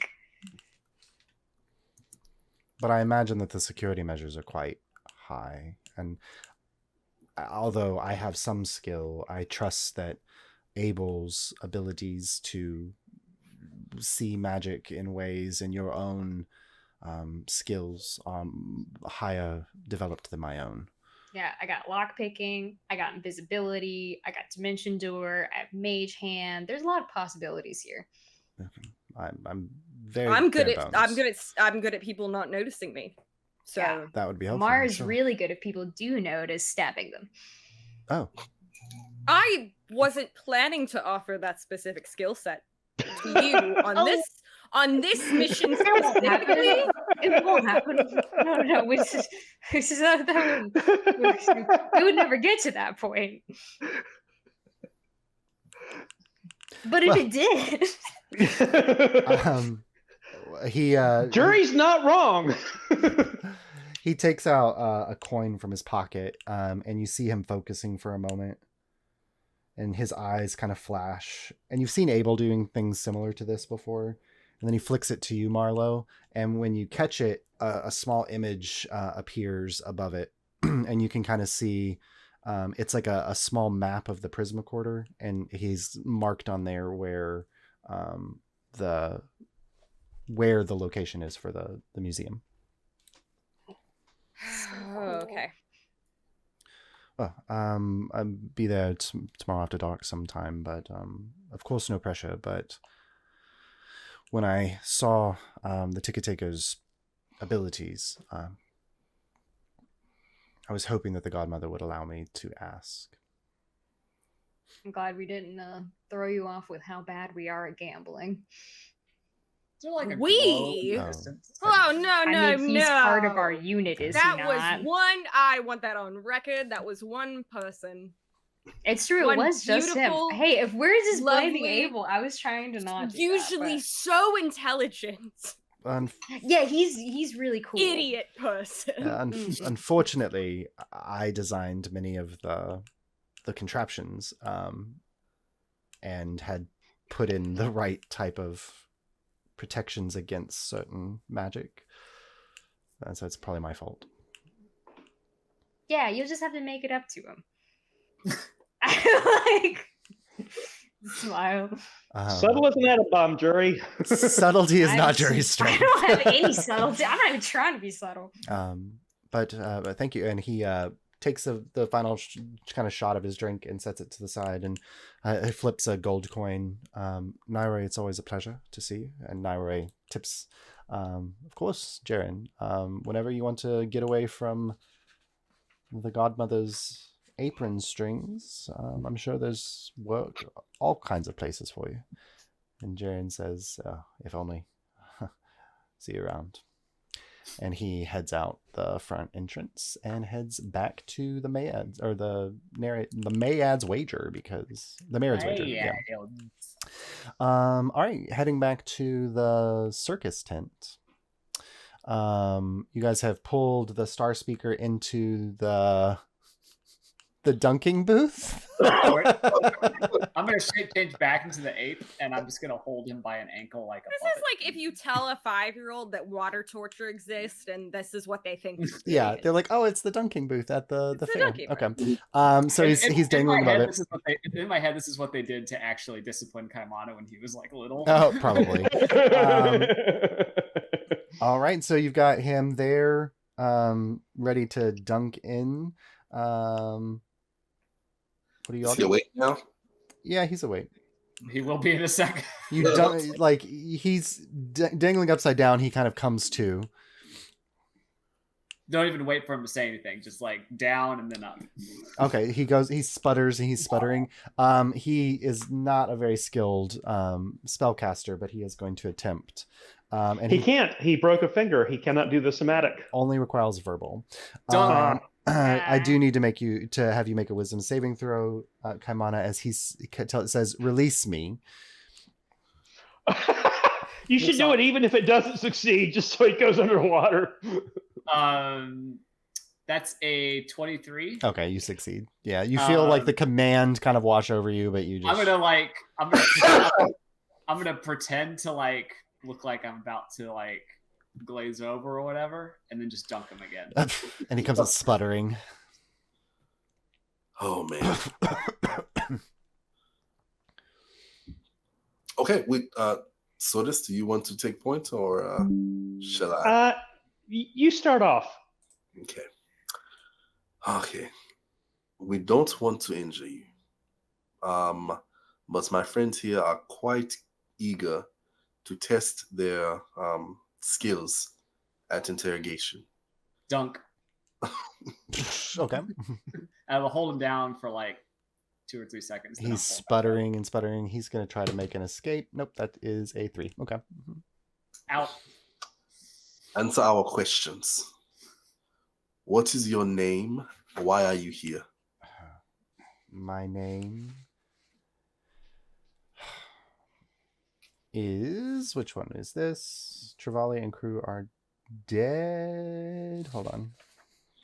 I keep flipping back and forth between the museum and this place. Oh, yeah. This is Brenton. Brenton. I actually like that. Star Speaker Brenton. Why are you here, Brenton? Why have you and the other star speakers come to take over the circus? We took over the circus 3 months ago. I did not ask you when. I said why. What is your goal? Well, you asked if we came here to take over the circus. Why did you take over the... Dunk him again. Just dunk. I feel like Mortar's getting really into this. Mortar's like, Mortar's yeah. taking notes. Can't read his own handwriting. Mortar's but- just kind of like happily, just kind of like every time he dunks, like Mortar, just like a little like 5-year-old, just kind of like like doing the movement with them, like getting really into it. Right. He comes up to find followers for Starfall. What are you building at Starfall? A city of peace and joy for everyone. Dunk. Insight check. Okay. You can roll an insight check as he sputters into the water. Insight.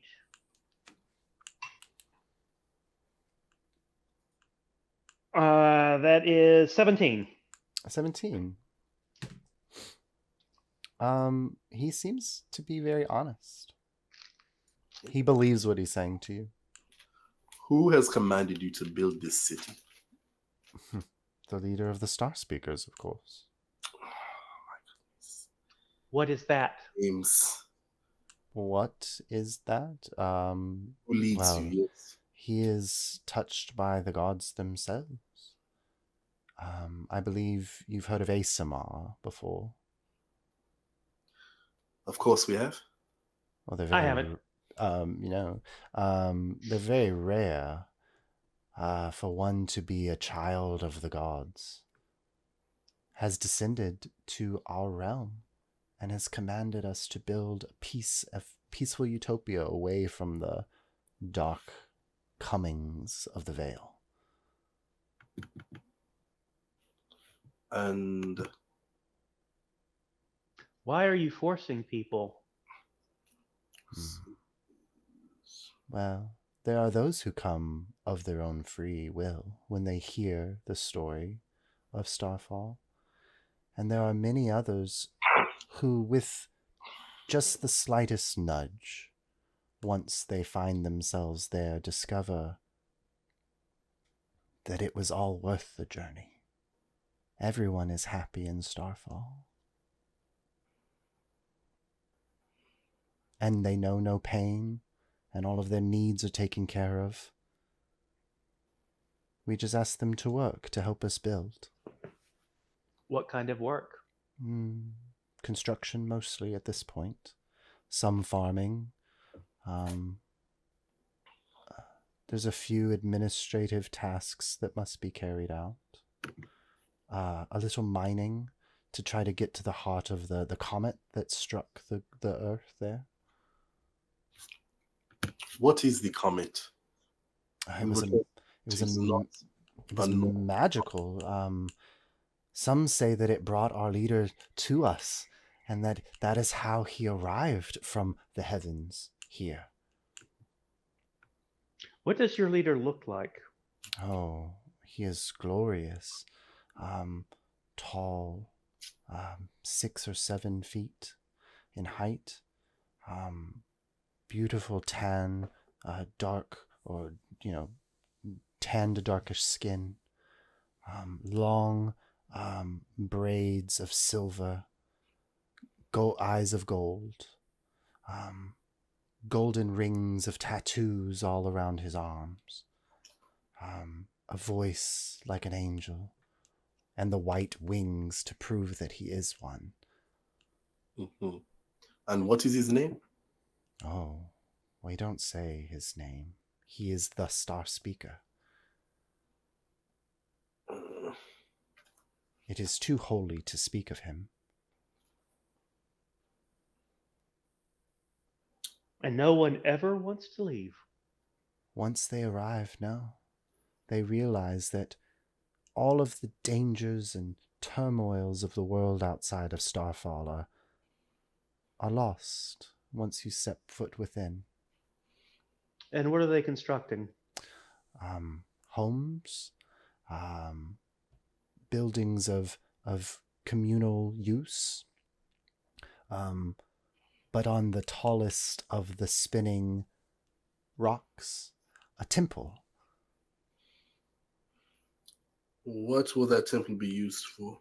A communal meeting place, a place where we can build our own faith and religion distant from the one of the dead gods.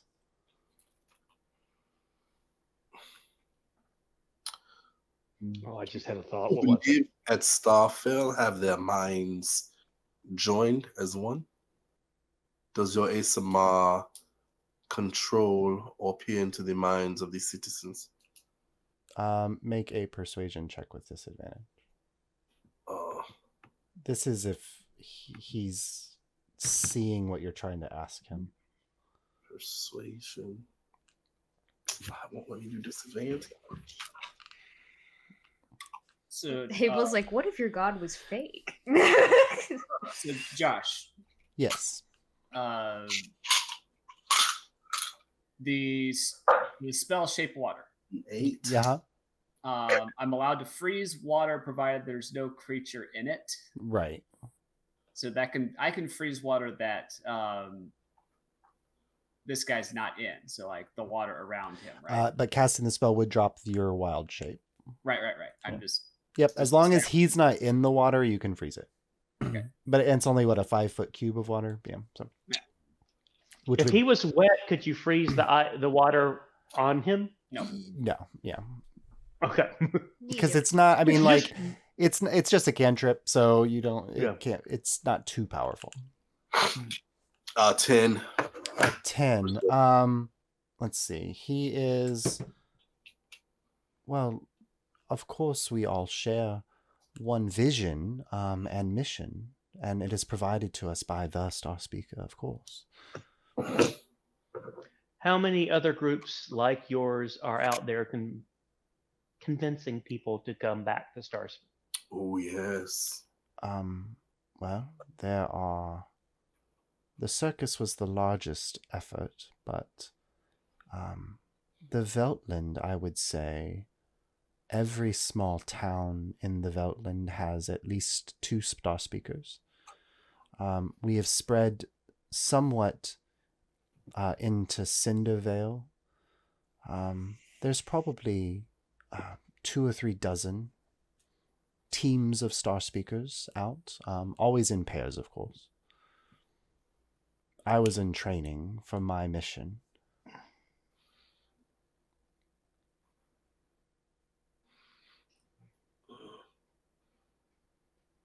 Our next hopeful goal is to bring the people of the Riverlands into the fold.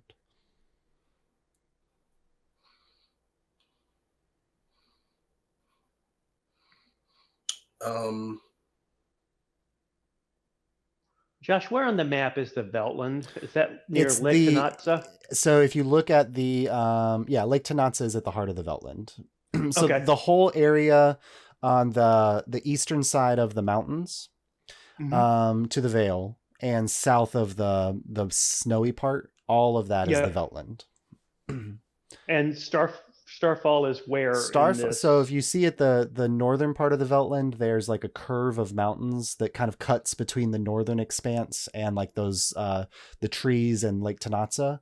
Starfall is at the western tip of that mountain range. There's Okay, I see it You'll now. see there's a crater on the mountain on the map. Yeah. Yeah. Well, okay. Thank you. Mhm. For those of you at home that can't see the map, I'll put it in the yep. Is there a way to tell if he is currently under some type of mind control? Like if I detect magic him, can I see an item or an artifact glowing on him? Oh, if you detect, I mean, yeah, if you detect magic, you might be able to reveal if he's wearing anything that's magical or has anything magical. It's very difficult to see the effects of mind control spells. Yeah. Because otherwise they wouldn't be very effective.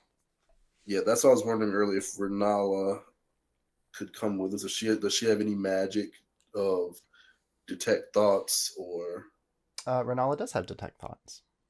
can we call her in and see if she can dive into his mind and see Yep. the level of control this? You ask her to come in. She kind of looks at him.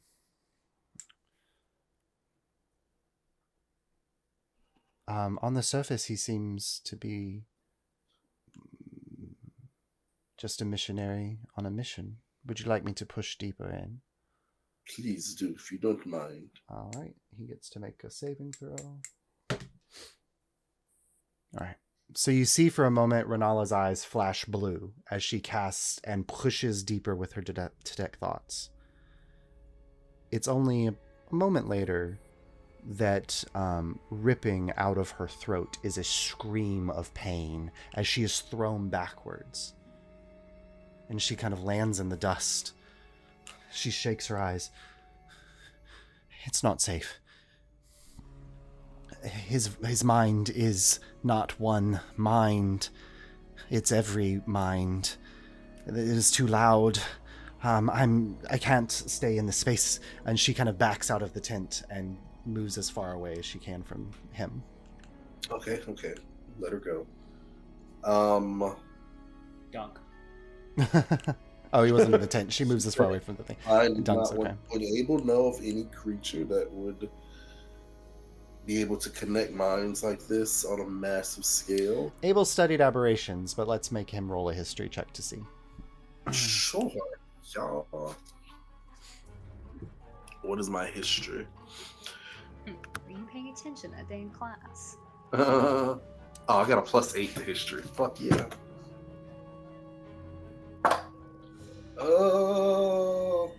15. Was that 23, right? 23. I mean, there's not a lot of known facts. The reason why Abel knows deep speech is because when he was a kid, just like human children who become obsessed with like the Bermuda Triangle or the Loch Ness Monster or like, cryptids or whatever. And like you write reports, not that I did this, of course, on the Bermuda Triangle for your 5th grade teacher. So cute. But Abel probably came across some like legendary stories of a traveler who claimed to have traveled far into the abyssal seas, the astral lands that connected all of the planes of existence and the distant planets and stars, and that this person had somehow stumbled into the deepest reaches of space.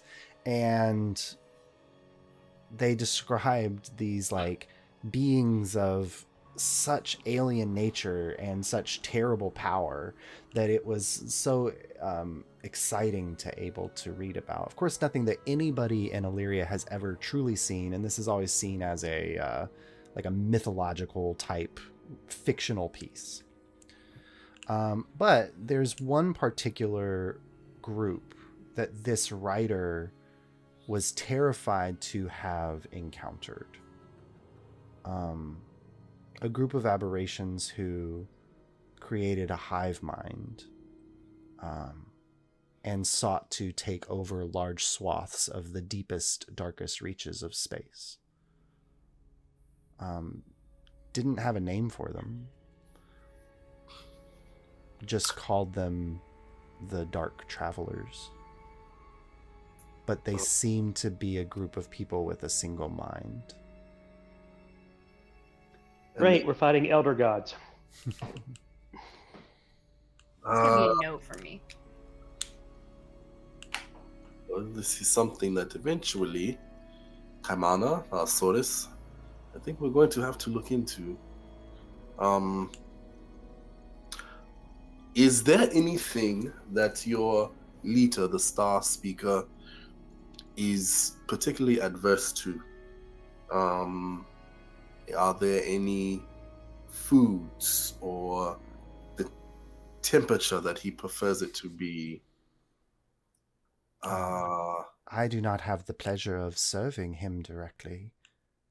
Then what's If only I could get that honor one day. So if we were to meet your leader and present him with a gift, there's nothing you could tell us that would we would want to avoid so as not to offend? Oh, he does not take gifts. He asks nothing except for you. If you presented yourself to him, that would be the greatest of gifts. Very interesting. I want to ask Fenala a question. You'd have to go out. Yeah, I'm away. going to go of the tent. Well, you guys are not in the tent. She kind of walked away. So you go off to find Renala. Anything else you want to do with this Star Speaker? I just want to ask Renala, when she touched the mines, what did she hear or see? Does she think there's a way we can sever him from the connection? She's kind of like drinking tea, like shakily, off in a corner. It was like touching the mind of an entire crowd at once. But instead of hearing 100 different wants and needs, it was 100 different soul purposes towards one goal, all speaking in unison. What was that goal? She's kind of, let's see. That's a good wisdom save for her. Something deep, something that was buried, something they're trying to unearth. And our friend says he does not know what was buried beneath the comet. I could not get a full picture. They're just called to it. It is trapped beneath the ground, and they would like to bring it out. Is it a thing or an entity? It is a mind. Oh, that's not good. Well, I'm sure the other ticket takers will be interested in this. What do we do with him? He, as far as I can tell, he is not under the effects of a spell. He is there of his will. Oh, perhaps we turn him over to the risk breakers for kidnapping people against their will. That is a good decision, I think. Although Kamana should probably dunk him at least once more. Dunk. Yeah. Hold him down a little bit this time. Okay. just long enough for him to wonder if I'm going to let him back out. That's a really bad con save. When you pull him out, he is unconscious again because he panicked and sucked in more water than he probably should have. Is he breathing? He's breathing, but it terrified him into unconsciousness. Okay, yeah, we'll just drag him with it. Okay. Waking up will be a nice surprise. All right. So we will take him to the nearest risk breakers, and perhaps they will want to see the creatures that he forced you all to harbor in your circus as proof of his Can you just like find a risk breaker in the city? Aren't they like secretive? Super I mean, you could turn difficult. him over to the crown Yes, police, maybe. like to give him over to the watchman would but probably the be person easy who to can find. contact the risk breakers is not with you. Yeah, if you took him always back to Nayad's bargain, then jury could contact people. Hey, Bolton, we You got- think Jerry could contact Bolton? Wouldn't that be funny? Oh, I'm sure. Yeah. So we'll take him back to the hotel probably. Okay, so you bind him up again. And are you going to carry him through town bound up like this? Ain't nobody stopping an 8. I'm pretty sure we're not going to get too much. we're gonna weekend at Bernie him with mortar and pestle. Okay. I need for mortar and pestle. Mortar turns to you guys and goes, this feels like we're gonna get in trouble for this. Oh, there's a very good chance, yes. This feels like something that if Mar were here, she would tell you not to do. Incredible. I drop Giant Ape, and then I say, it's a good thing Mars not here then. Yes. I will cast invisibility on him. Okay. There you go. That'll solve There your you problems. Remember how Jeridan kept doing that? It's a good idea. Yes. All right. So then you're carrying back. I did not say any of the forbidden words. All right. It doesn't matter if you're carrying a hostage through the city. Yeah, That's forbidden also actions, bad. I think, are the next list, which is hostage. Right. It is a. You have not given me that list yet, so therefore I am completely blameless. Because he's I trust invisible. you. It makes the journey safer because you're not in danger of someone seeing you having this tied up person. Walking back with Soros, it's like, yeah, we didn't say Pox. We didn't say Pox Populi. We didn't say... But you eventually all arrive back at Nayad's bargain. Do you send the rats back to the ship, or are you bringing them to Nayad's bargain with you? Bring them to Nayad's bargain. Okay. All right. So Marlo, jury, you're sitting at Nayad's bargain where... Oh, Mars fucked off. Absolutely not. Mars not been sitting here with Naira and Shuri. Mar fucked off immediately after Jaren's left. Well, considering where the night has probably gone, it's probably not far after Jaren left that events coincide. And... like maybe Marlo stepped outside to get some air or something, and you see for sure something like that. You see Soros and Kaimana and Abel and all of the rats of Dedangerous heading down the road towards Nayad's bargain. Oh, good. You all came back. Kaimana waves was like, the circus was great. It was a lot like a luau I went to when a kraken attacked. We only burned down part of the tent. What? The fuck? And we actually did not start the flame. Shut up! What the fuck did you do? We only burned down part of the tent. So I would say that kind of qualifies as only medium trouble. Were you arrested? No. Did anyone It was actually a good thing. A circus. The circus people did, but they're leaving, and they were okay with it because we freed them. Mm-hmm. And then I described the Frog Hemeth and the Watcher. Good. Cool. That's great. And Marlo, when he describes the spectator, Marlo, make a history check. Okay. And before we left, we asked them to tell as many people as they could about the ticket takers and the good deed we did for them. It worked. Stop trying to suck up to me. History. I will not get advantage on this, would I? You only get advantage on fiends. Fey fiends undead. No, you would not. I think this is something else. You would not get advantage on this one. That is a 20. 20. So the description of the spectator is you had heard of one of the order members who had gone to the mountains north of Rheingerod and had barely escaped with their life from some kind of entity that was living in that area, which is very near where Starfall is. And when the description of several tentacles and eyes that rings a bell to this story that you'd heard, that tell that there were many of these creatures, and that there was one that was larger and had more eyes. Mm-hmm. Many of them. Many of them, and one big one. Huh.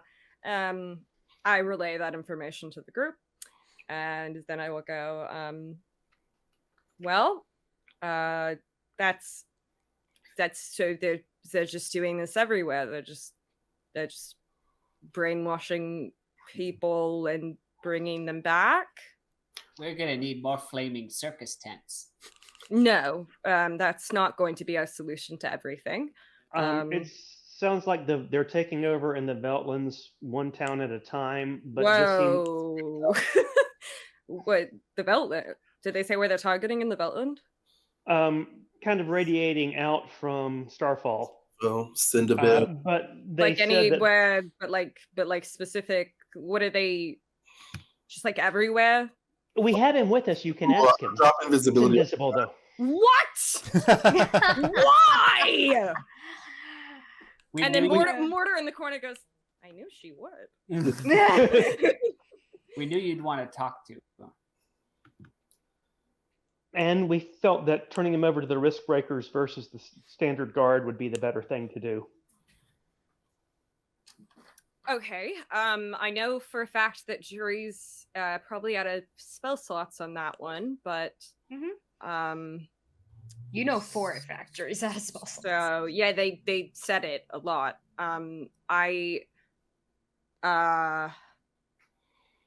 Well, I think we might have to keep our friend overnight, but you brought the person who can brainwash people along. Okay. He's gagged. Okay. He's disabled. He won't be able to.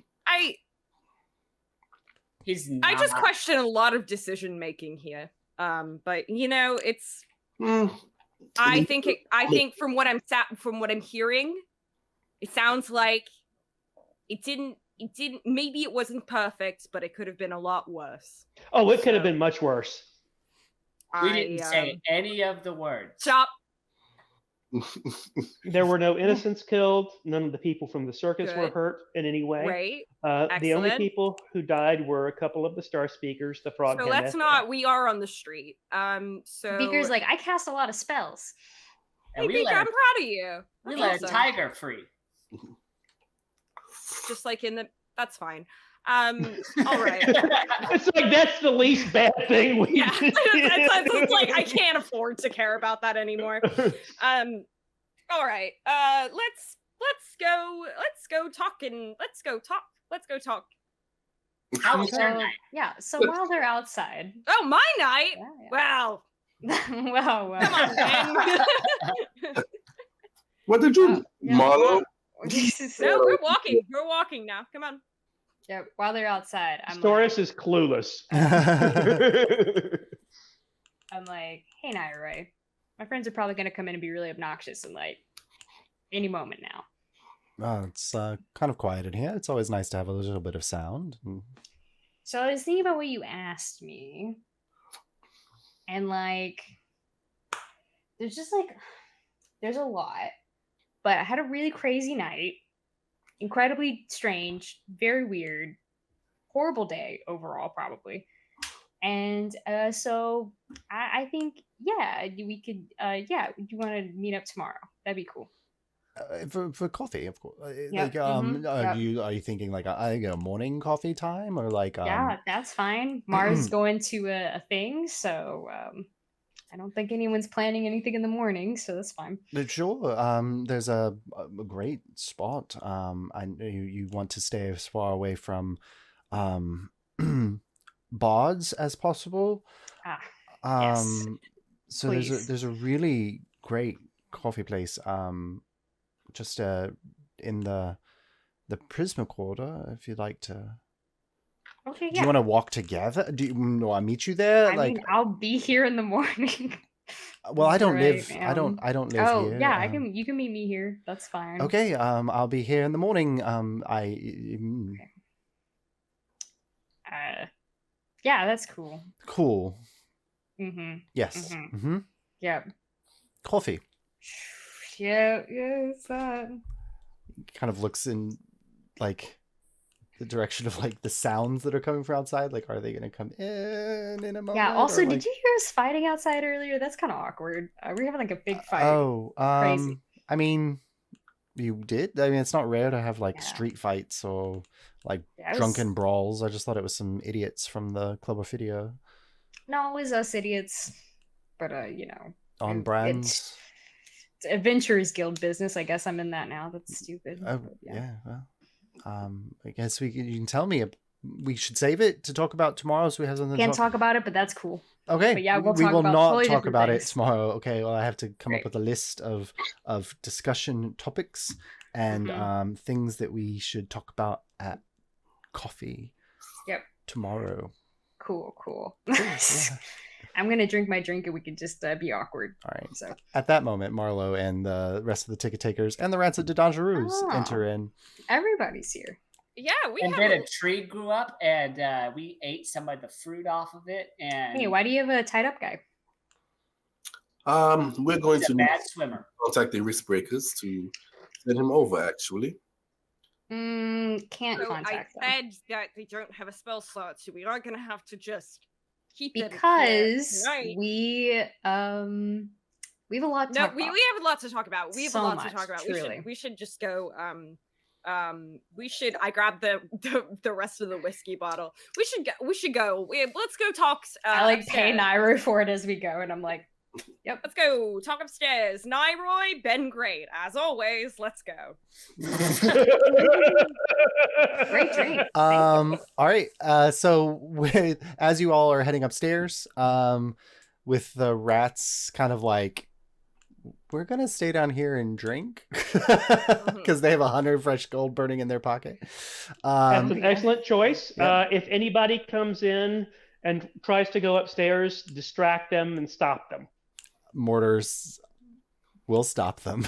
Beaver goes, we will drink the shots. Yes. Nyroy's like, all right, like this is gonna be a party. But you all head upstairs. Make sure you tip him well, rats. To talk about the events of the separate events of Marlo and Jury and Abel and Soros and Kamana. And with the knowledge that tomorrow there are now dates and trials and meetings at Xenox Thorn's place with the princess and Ogon, and also to get your beautiful clothing for the masquerade ball. We'll pick and up we also have to deal with fighting or not fighting at Corinne's place. And also Jaren Pole. Like there's like many things. I still have to do my bargain. There's so much bullshit. There's so much on your plate. Because that is the last day before the king's like birthday celebration begins. But you still have 2 days before the actual masquerade ball. But it'll be a ball, and a museum opening, and then the king's birthday. So tomorrow is you've been invited by the princess to come get clothing. Yeah. Jaren Pole has asked if you would like to attend the museum just to scope it out with them. You've been invited by Corinne to come back and fight Twine and Naveen, and that's kind of the last big group things. Jury has their date, and Mar has her questioning at the trial tomorrow. So there's a lot on your plate that we'll pick up with next time. So horrible. That letter off to my dad. So hold on, let's see. All night, bro. Yeah, at this point, and did he respond? You sent it when you guys left? Yeah. Yeah, he would he sent a Nancy back and it just says, "We'll talk tomorrow. I don't trust interference." Is in the note. Cool. I have just an out of game question because I can't remember if Abel has done this in game before or not. Abel, do you have comprehend languages? I think I do.